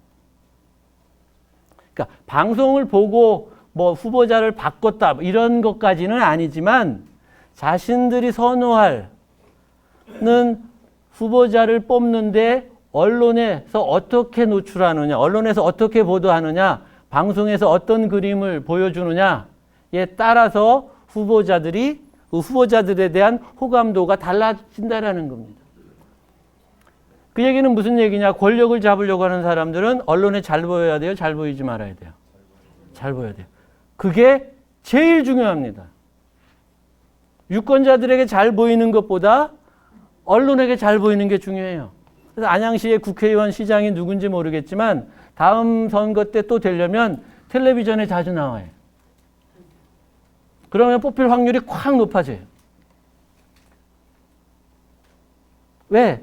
미디어에 대한 뭐 여러 가지 신뢰도도 있고 인지도도 있고 여러 가지 이유 때문에 제가 뭐 자세히 설명드리긴 어렵지만 여러 가지 이 이유 때문에 현대인들은 방송 화면을 통해서 본 사람들에 대해서 호감을 갖고 권위 있는 사람이라고 생각을 해요. 그래서 장호순 교수 별 볼 일 없는 사람인데 만약에 다음 주에 제가 텔레비전에 나가서 KBS에 나가서 강의 한번 하면 제가 다음 지역에 가서 강의할 때 사람 숫자가 달라져요. 강의 내용은 똑같을 테지만 저는 하나도 달라진 게 없어요.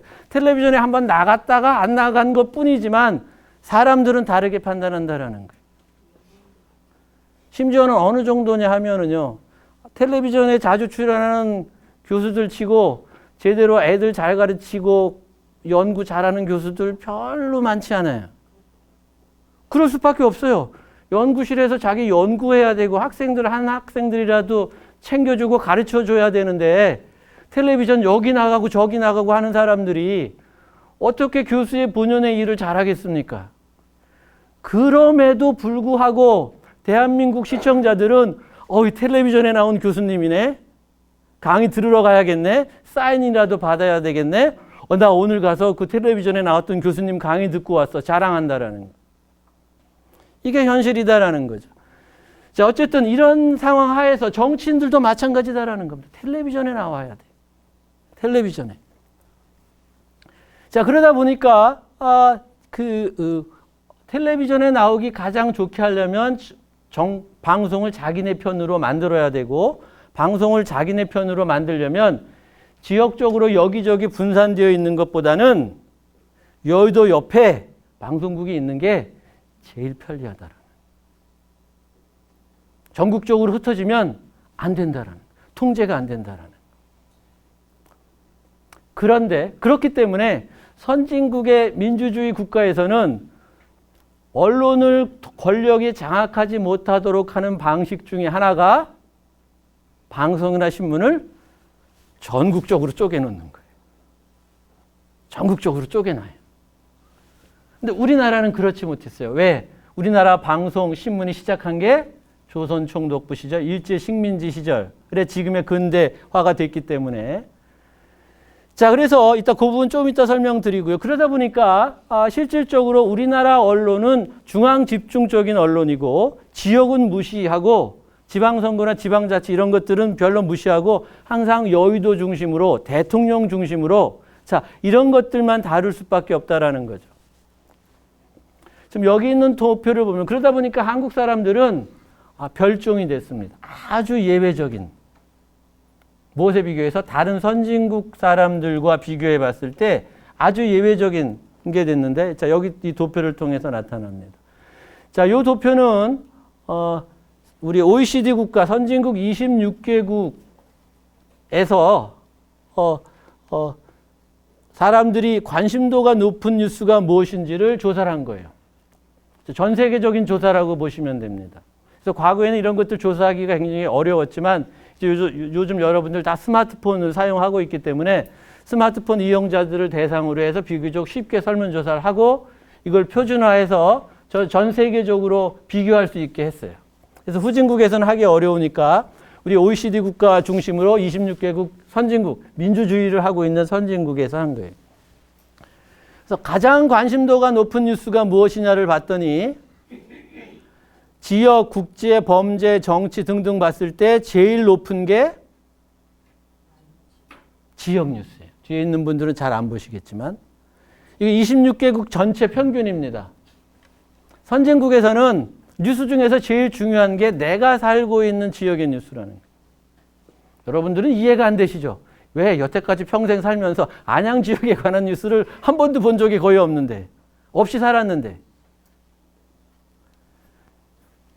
자, 우리나라는 이게 높다는 이율이 36%. 그 현격하게 OECD 평균, 글로벌 스탠다드에 비해서 떨어집니다. 그래서 나머지는 좀 비슷비슷하게 가고 대신 이제 우리가 관심 있는 게 무슨 라이프 스타일 뉴스, 연예 뉴스 이런 것들에 대해서 상대적으로 관심이 많아요. 근데 선진국 사람들은 제일 중요한 뉴스, 매일매일 챙기는 뉴스, 관심도가 뉴스가 지역에 관한 뉴스다라는 겁니다. 그래서 어느 정도냐 하면 선진국 중에서 비교적 우리랑 비슷한 나라, 즉 지역적 분포가 비슷한 나라가 영국입니다. 왜냐하면 영국은 우리 한국에 서울이 있듯이 영국에는 런던이 있어서 상대적으로 런던의 부와 권력이 좀 집중되어 있는 나라예요. 그래서 런던 사람들은 돈도 많고 깍쟁이고 지방에 사는 사람들을 좀 무시하는 경향도 있고 또 런던의 영어는 좀 표준어고 지방 말들은 약간 사투리고 등등 이런 부분들이 좀 비슷한데 또 뭐 인구는 우리가 5천만인데 한 6천만 정도 되고 크기는 우리보다 조금 남한 인구보다는 좀 더 큽니다. 어쨌든 이 영국에서 BBC라는 공영방송과 ITV 공영방송이 있는데 이 영국의 방송들이 BBC 여러분들 잘 아시죠? 전 세계적으로 가장 권위 있는 방송이고 오래된 방송이고 그래서 시청료에 의해서 운영되는 방송입니다. 영국의 방송인데 근데 이 영국의 BBC에 대해서 영국 사람들이 불만이 많아요. 가장 큰 첫 번째 불만은 시청료가 너무 비싸다. 시청료가 한 달에 10만 원이에요. 불만이 뭐 없을 수가 없겠죠. 자, 그 다음에 이제 두 번째 는 무엇이냐면 아까 여기 있는 것처럼 지역 뉴스에 대한 관심이 많은데 이 BBC가 지역 뉴스를 잘 안 해준다는 거예요. BBC에 지역 뉴스가 없다. 부족하다. 그 주된 이유는 보면 우리처럼 이렇게 우리 경기도, 충청도 하듯이 이렇게 도를 나눠서 여기서 하나의 지역 방송을 하는데 그 지역 방송을 해도 그 지역 방송에 내 지역이 없고 다른 지역이다. 예를 들면 경기도 지역 방송을 하는데 수원 방송은 있는데 왜 안양 건 없느냐? 과천은 있는데 왜 군포 건 없느냐? 사람들이 불만을 제기하기 시작한다라는 겁니다. 그래서 내 인접 지역의 뉴스가 아니라 내가 살고 있는 지역의 뉴스가 진짜 지역 뉴스다. 자, 그러다 보니까 이걸 어떻게 해결을 했느냐? 그러다 보니까 이제 영국 정부에서 그럼 방송국을 늘려주겠다. 우리 인터넷이 등장하고 위성방송이 등장하면서 이제 점점 글로벌화가 되고 있는데 영국 정부는 정반대의 길을 갔습니다. 영국 사람들의 요구에 의해서. 무엇이냐? 지역 단위로 방송국을 더 늘린다라는 거예요. 그래서 예를 들면 뭐 경기도에 전에는 방송국이 하나였다면 그 방송국을 여러 개 지역의 방송국을 더 만든 거예요. 이게 지금 영국 지도라서 잘 안 보이는데 이게 다 새로 생긴 방송국이에요. 그래서 지역 방송만 하는 방송국을 새로 만들어라. 대신 그 돈은 누가 내느냐? BBC 너희들이 내라. 시청료 받는 거예요. 자, 그래서 우리가 세계화된다고 하면서 모든 것들이 좀 더 범위가 넓어지는 것 같지만 뉴스에 있어서는 오히려 범위가 더 좁아지고 있다라는 겁니다. 이거는 미국 지도인데요. 그래서 미국 지도가 이렇게 잘 이게 분할되어 있는 거는 이게 미국의 TV DMA라고 해서 방송 시장입니다. 그래서 미국의 방송은 미국도 우리나라처럼 위성 방송도 있고 유선 방송도 있고 또 그 옛날에 있었던 이렇게 안테나로 하는 방송도 있고 방송을 보는 경로는 우리랑 똑같습니다. 하지만 한 가지 차이가 있습니다. 유선 방송이 됐든 위성 방송이 됐든 지역을 통해서 봐야 돼요. 지역을 통해서. 지역 방송을 통해서 보라라는 겁니다. 그래서 그 지역을 쪼개준 거예요. 그래서 여기 전국 방송이 하나 있다면 이 전국 방송이 위성으로 한꺼번에 다 볼 수 있습니다. 예를 들면 CNN이라는 미국 방송 있죠? 자, 그것은 위성만 가지고 있으면 전 세계에서 동시에 다 볼 수 있는데 미국 내에서는 그렇게 못 봅니다. 미국 내에서는 어떻게 보느냐? CNN이 각 지역마다 일단은 방송 신호를 보내서 그 지역을 통해서 보라는 겁니다. 그 주된 이유는 그렇게 해야 지역 방송이 살아남을 수 있다. 그렇게 해야 지역 방송이 돈을 벌고 이윤을 내고 그래야 그 지역에서 일어나는 뉴스를 만들고 언론 기능을 하고 그래서 그 지역에서 뽑는 정치인들이 일을 잘하는지 못하는지 감시할 수 있다. 지역에서 선거를 할 때 그 후보자들이 어떤 사람들인지 객관적인 정보를 언론으로서부터 얻을 수 있다. 등등등등. 지역 단위 언론이 있어야 지역 단위로 뽑는 대표자들을 감시한다라는 겁니다. 조선일보, 동아일보, 한겨레 신문이 안양시장 감시해주지 않습니다. 안양 주민들의 의견들을 대변해주지 않는다라는 겁니다. 왜? 너무나 넓기 때문에 어떻게 해줍니까? 해주고 싶어도 못하죠.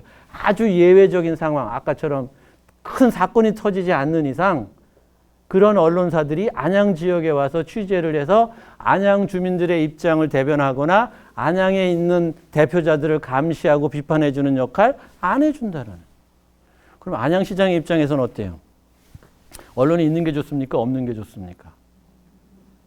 있는 게 좋겠어요? 없는 게 좋겠어요? 정말로 있는 게 좋을까요? 없는 게 너무 좋고 편리합니다.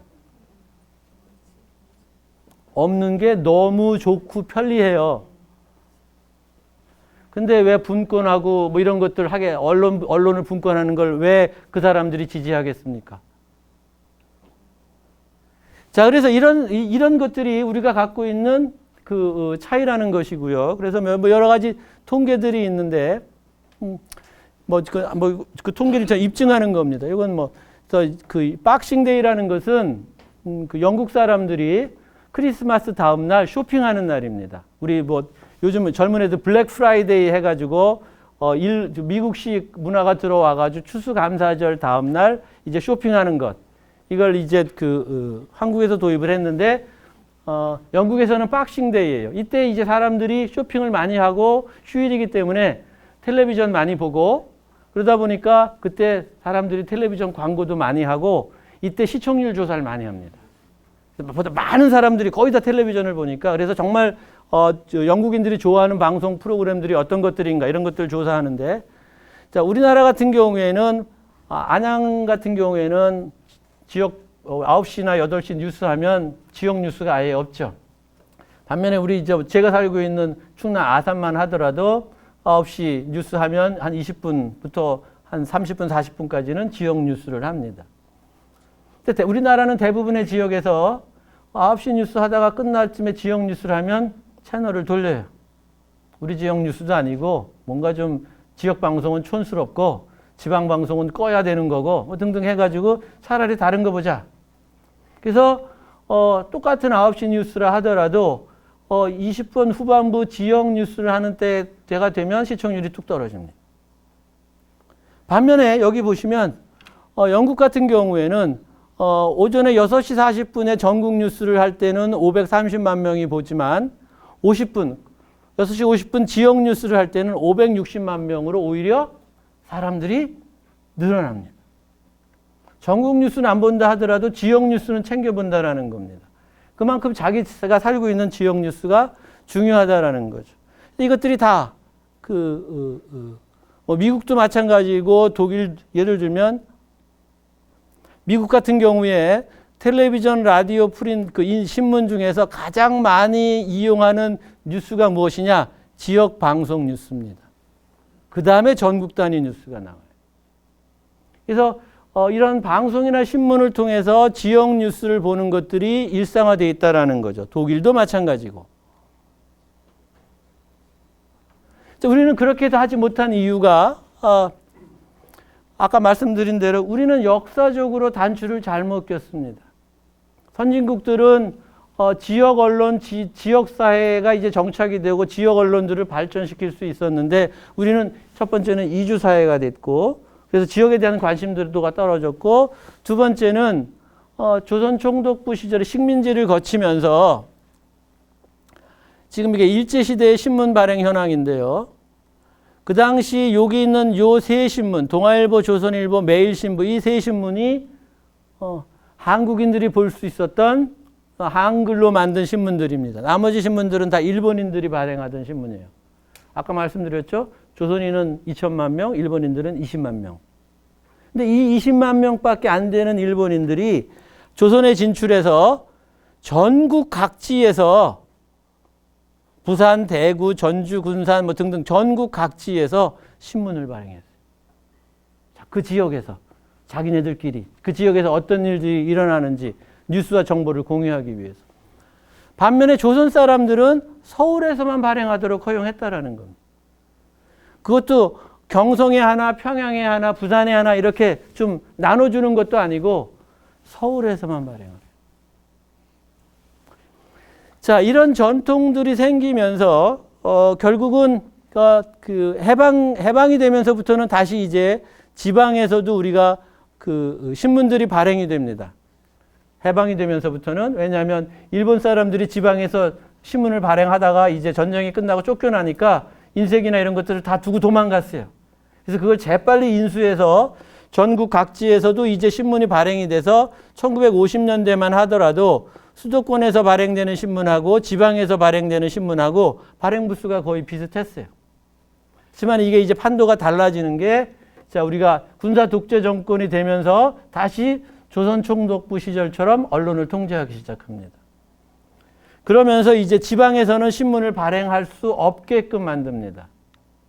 실질적으로. 그래서 신문은 큰 대도시 아니면 중앙에서만 신문을 발행할 수 있게끔 하고 이 과정이 아까 제가 말씀드린 1960년대부터 이 시기가 어떤 시기냐? 우리나라 사람들이 이제 대거 수도권으로 일자리를 찾아서 몰려드는 시절이다라는 겁니다.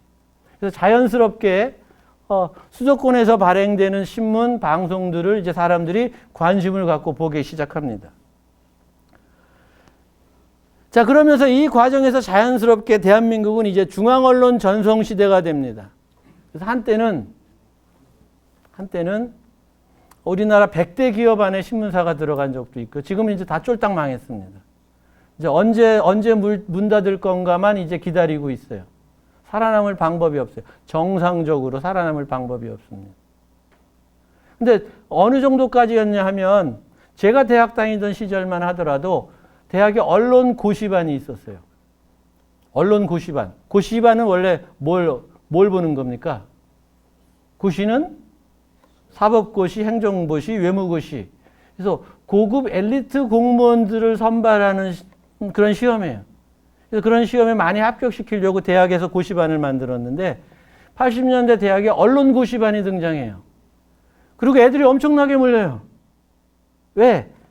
이 중앙 언론의 전성시대가 됐기 때문에 월급도 많이 주고 또 기자가 되면 막강한 특권도 생기고 자, 그러면서 이 사람들이 사실상 이제 이 언론 고시반을 통해 가지고 언론사에 들어간 사람들이 자, 미안하지만 이제 한국의 언론을 말아먹는 세대가 됩니다. 이 사람들이 우리나라 언론의 리더가 되는데 결국 신문, 방송 모두 권력에 종속되고 이 디지털 시대에 도태가 되면서 이제는 우리 언론이 국민들로부터 외면받는 시장이 됐는데 근데 이 그러면 언론 없이 지금까지 여러분들 언론 없이 잘 살아오지 않았느냐? 우리 지역 언론 없이 네이버나 다음만 가지고 충분히 잘 살아왔는데 무슨 소리냐? 근데 문제는 자, 앞으로 우리가 분권 시대가 되면 지역에 대한 정보도 필요하지만 우리 지역의 이익을 대변할 세력도 필요하다라는 겁니다. 저 군포랑 뭐 저 삼본이랑 의왕시랑 뭐 여러 가지 경쟁을 하고 또는 뭐 예산 경쟁을 하고 뭐 등등 하려면 조절을 해야 되는데 안양 시민을 누가 대변해 줄 거냐는 거. 시장 혼자 다 할 수 있는 건가요? 근데 이 언론이 필요한 이유는 지금 우리가 그 글로벌 시대가 돼서 지금 여러분들 앞에 여러분들이 갖고 있는 것들 중에서 국산이 뭐가 있을까요? 국산이 뭐가 있을까요? 스마트폰. 국산이 뭐가 있을까요? 사람 빼놓고 뭐 물 안에 있는 거. 요즘 물도 뭐 외국에서 외국산 물을 또 뭐 먹기도 하는데 여러분들이 갖고 있는 소유하고 있는 대부분의 상품들은 물 건너온 것들입니다. 또 대한민국이 세계 10위의 무역 국가로서 한국에서 만드는 것들 전 세계에 다 수출하고 있습니다. 그래서 많은 나라들이 대한민국은 이제 시장 개방을 해서 이 세계화에 성공한 나라다. 뭐 우리는 뭐 여러 가지 내부적으로는 문제가 있지만 자 이렇게 하고 부러워하는 나라들이 많이 있습니다. 근데 신문을 수출하나요? 방송 뉴스를 수출하나요? 우리가 한류나 드라마는 수출할 수 있지만 또는 수입할 수 있지만 대한민국이 유일하게 수출 수입하지 않는 게 있다면 바로 뉴스를 다루는 신문과 방송 같은 것들이. 왜 수출을 하지 않나요?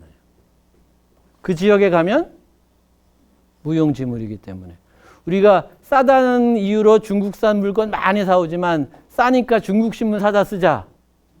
말이 안 되죠. 그렇죠? 뭐 품질이 좋은 명품들이 많으니까 미국이나 유럽의 명품 신문을 갖다 쓰자. 이렇게 말 안 한다라는 겁니다. 바보 같은 소리죠. 그 무슨 얘기냐? 이 뉴스를 다루는 언론은 시장 제한을 받는다라는 겁니다. 그 원산지를 벗어나면 미안하지만 무용지물이 돼요. 또 하나 그건 뭐냐? 그 무슨 의미가 있냐면 그 지역의 뉴스를 신문을 다른 지역에서 만들어 줄 수 있다 없다? 없다라는 거예요. 서울 사람들이 안양 지역의 뉴스 신문을 만들어 줄 수 없다라는 거예요. 만들어 줄 수도 없고 이익을 대변해 주지도 않고 관심을 보이지도 않는다.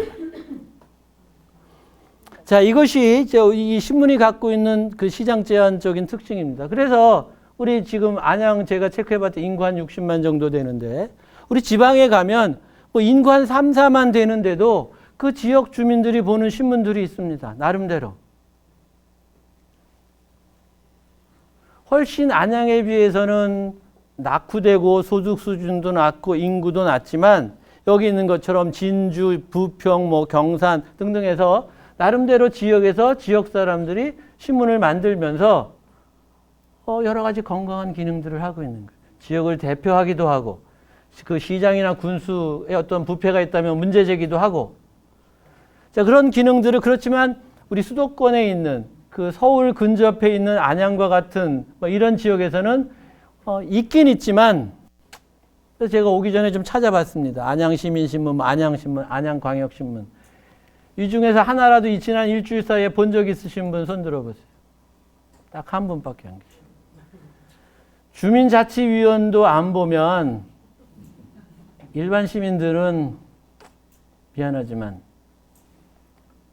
언론이 없는 게 아니라 이용하는 사람들이 별로 없다라는 거죠. 그래서 여러분들 스스로 발등을 찍는 행위다라는 겁니다. 앞으로 우리 지방 분권 시대를 맞아서 그래서 지역 언론은 지금은 무시당하고 또 많은 뭐 문제점도 있지만 어떤 기능을 하냐? 지역 내 정보 교류, 자치단체 행정 활동도 하고 선거 때 후보자 정보도 주고 지역 내 여러 가지 경제 정보. 그러니까 여러분들 텔레비전 뉴스 보면 강남 아파트 재개발값만 하죠. 여러분들에게 무슨 관련이 있습니까? 여기 평촌의 아파트 값이 어떤지 3번의 아파트 값이 어떤지 이게 더 중요하지 않습니까? 그런 건 뉴스는 뭐 잘 모르는 채 뭐 서울에 어디 음마 아파트가 어떻고 몇 층이 올라가고 다른 지역에 대한 뉴스 정보를 받아보는데 그게 잘못됐다라고 생각 않고 그냥 받아본다라는 거죠. 그리고 지역 내 여러 가지 문화 활동 활발해지기 위해서는 이런 것들이 지역 내에서 교류가 돼야 된다라는 거예요. 왜 우리 안양 애들이 홍대에 가서 놉니까? 안양에서 얼마든지 놀 수 있어야 되는데 인구 50만 정도 되면 안양에도 노래도 잘하고 연극도 잘하고 뭐 끼도 있는 젊은 애들이 많을 텐데 이 아이들이 함께 모여서 놀고 즐거워할 수 있는 공간도 만들고 그런 것들이 있다라는 것들을 시민들에게 보여줘야 되는데 그런 게 없다라는 겁니다. 또 지역 내 공론 형성도 하고 권력 감시도 하고 지역 내 갈등 요인이 생겼을 때 이런 것들을 해소해 주는 역할도 하고 자 그래서 정말 비용 안 들고 저렴한 비용으로 지역 내에서 아주 중요한 기능을 할 수 있는 이런 것들이 언론이지만 지역 언론이지만 안양시를 비롯한 대부분 지역에서는 무시당하고 제 기능을 하고 있지 못하다라는 겁니다. 그러다 보니까 어떤 결과가 생기느냐? 지역 내 정보 교류가 잘 생기지 않습니다. 자치단체에서 뭐 여러 가지 프로그램 만들어 가지고 시민들에게 홍보하는데 아마 많이 어려우실 겁니다. 선거 정보 부재로 인해서 묻지마 투표와 투표 불참. 그래서 어떤 사람들이 정말 지역을 대표할 사람인 유능한 사람들인지를 알고 찍어야 되는지 모르다 보니까 그냥 정당 소속으로. 그러니까 정당 프리미엄이 굉장히 큰 거죠. 그러니까 다들 정당에 들어가서 정당의 공천을 받으려고 목을 맬 수밖에 없다라는 겁니다. 그 다음에 여러 가지 경제 정보가 부족하니까 구인 구정난이나 높은 물가 이런 것들. 그래서 어디에 값싼 물건이 있는지 어디에 일자리가 있는지 여러분들 일자리는 어디서 구합니까? 자기 지역에서 구하는 겁니다. 다른 지역에는 아무리 좋은 일자리가 있어도 필요 없어요. 우리 교대생들처럼 자기가 살고 있는 지역에 일자리가 나야지. 근데 그것들도 정보가 있어야 된다라는 겁니다. 그래서 이 지역 내 여론이나 이런 것들도 제대로 되질 않고 그 다음에 지역 내 권력 감시. 그래서 뭐 단체장이 잘하고 있는지 못하고 있는지. 그래서 걸핏하면 걸려 들어가고 걸핏하면 무슨 해외 갔다고 뭐 하고 하다 보니까 잘못하는 사례들만 정작 잘하는 사람들은 부각되지 못하고 자 이러다 보니까 불신감들이 커지는 것이고 지역 내 어떤 갈등 문제가 되면 이게 언론이나 여론을 통해 가지고 여론의 지지를 받아서 문제를 해결하는 게 아니라 일단 머리띠부터 두르고 플랜카드 붙이고 결사 반대하고 1인 시위하고 자 이런 식으로 어떤 갈등 사안이 나면 해결된다 보니까 지역사회 자체가 무기력하고 낙후할 수밖에 없다라는 겁니다. 지역마다 좀 차이가 있지만 안양은 그나마 수도권이고 새로 개발된 도시고 그래서 기본적인 물리적인 인프라는 잘 갖춰진 그런 지역이지만 그 지역의 공동체, 살기 좋은 지역사회가 가져야 할 형이상학적인 그러한 인프라들은 아직 문화적인 인프라, 이런 정치적인 인프라 이런 것들은 아주 매우 열악하다라는 겁니다. 그러면 뭐 여러분들처럼 여러분들의 자녀들이 그럼 여러분들 젊은 시절처럼 그럼 더 좋은 지역으로 가지. 뭐 수도권에 어디 김포로 가지, 뭐 서울 시내 성북으로 가지, 강북으로 가지 이렇게 할 수 있는 것도 아니지 않습니까? 이제는 자기가 살고 있는 떠날 수 없는 이 지역을 좋은 지역으로 만들어야 된다라는 겁니다. 그래서 시간이 돼서 뭐 이 부분들은 뭐 제가 쭉 지금까지 설명한 내용들이고 그래서 어쨌든 지역 언론이 있긴 있지만 지역 주민들로부터 아직까지 신뢰받지 못하고 그러다 보니까 그런 지역 언론이 할 수 있는 그런 기능들을 제대로 하지 못하고 이런 것들이 앞으로 지역 분권을 하는 데 있어서 매우 커다란 장애가 되고 여전히 우리나라 많은 국민들은 지방 분권이나 지방 자치는 말로만 하고 뒤에 돌아가서는 이런 것들을 하고 싶지 않은 그런 정치인들과 그런 언론의 노름에 아직도 대부분 속아 넘어가고 있다는 겁니다. 그래서 우리가 자치분권대학 이런 것들을 만드는 이유가 이런 것들을 우리가 깨서 정말 지역 주민들을 대표할 수 있는 그런 지역사회를 만들기 위해서 저희가 이런 자치분권대학도 만들고 또 그런 취지에서 아마 여러분들이 밤늦은 시간에 저녁 늦은 시간에 이 자리에 와주시고 정말 단 한 분도 졸지 않으시고 경청해 주셔서 제가 정말 감동받았습니다. 감사합니다.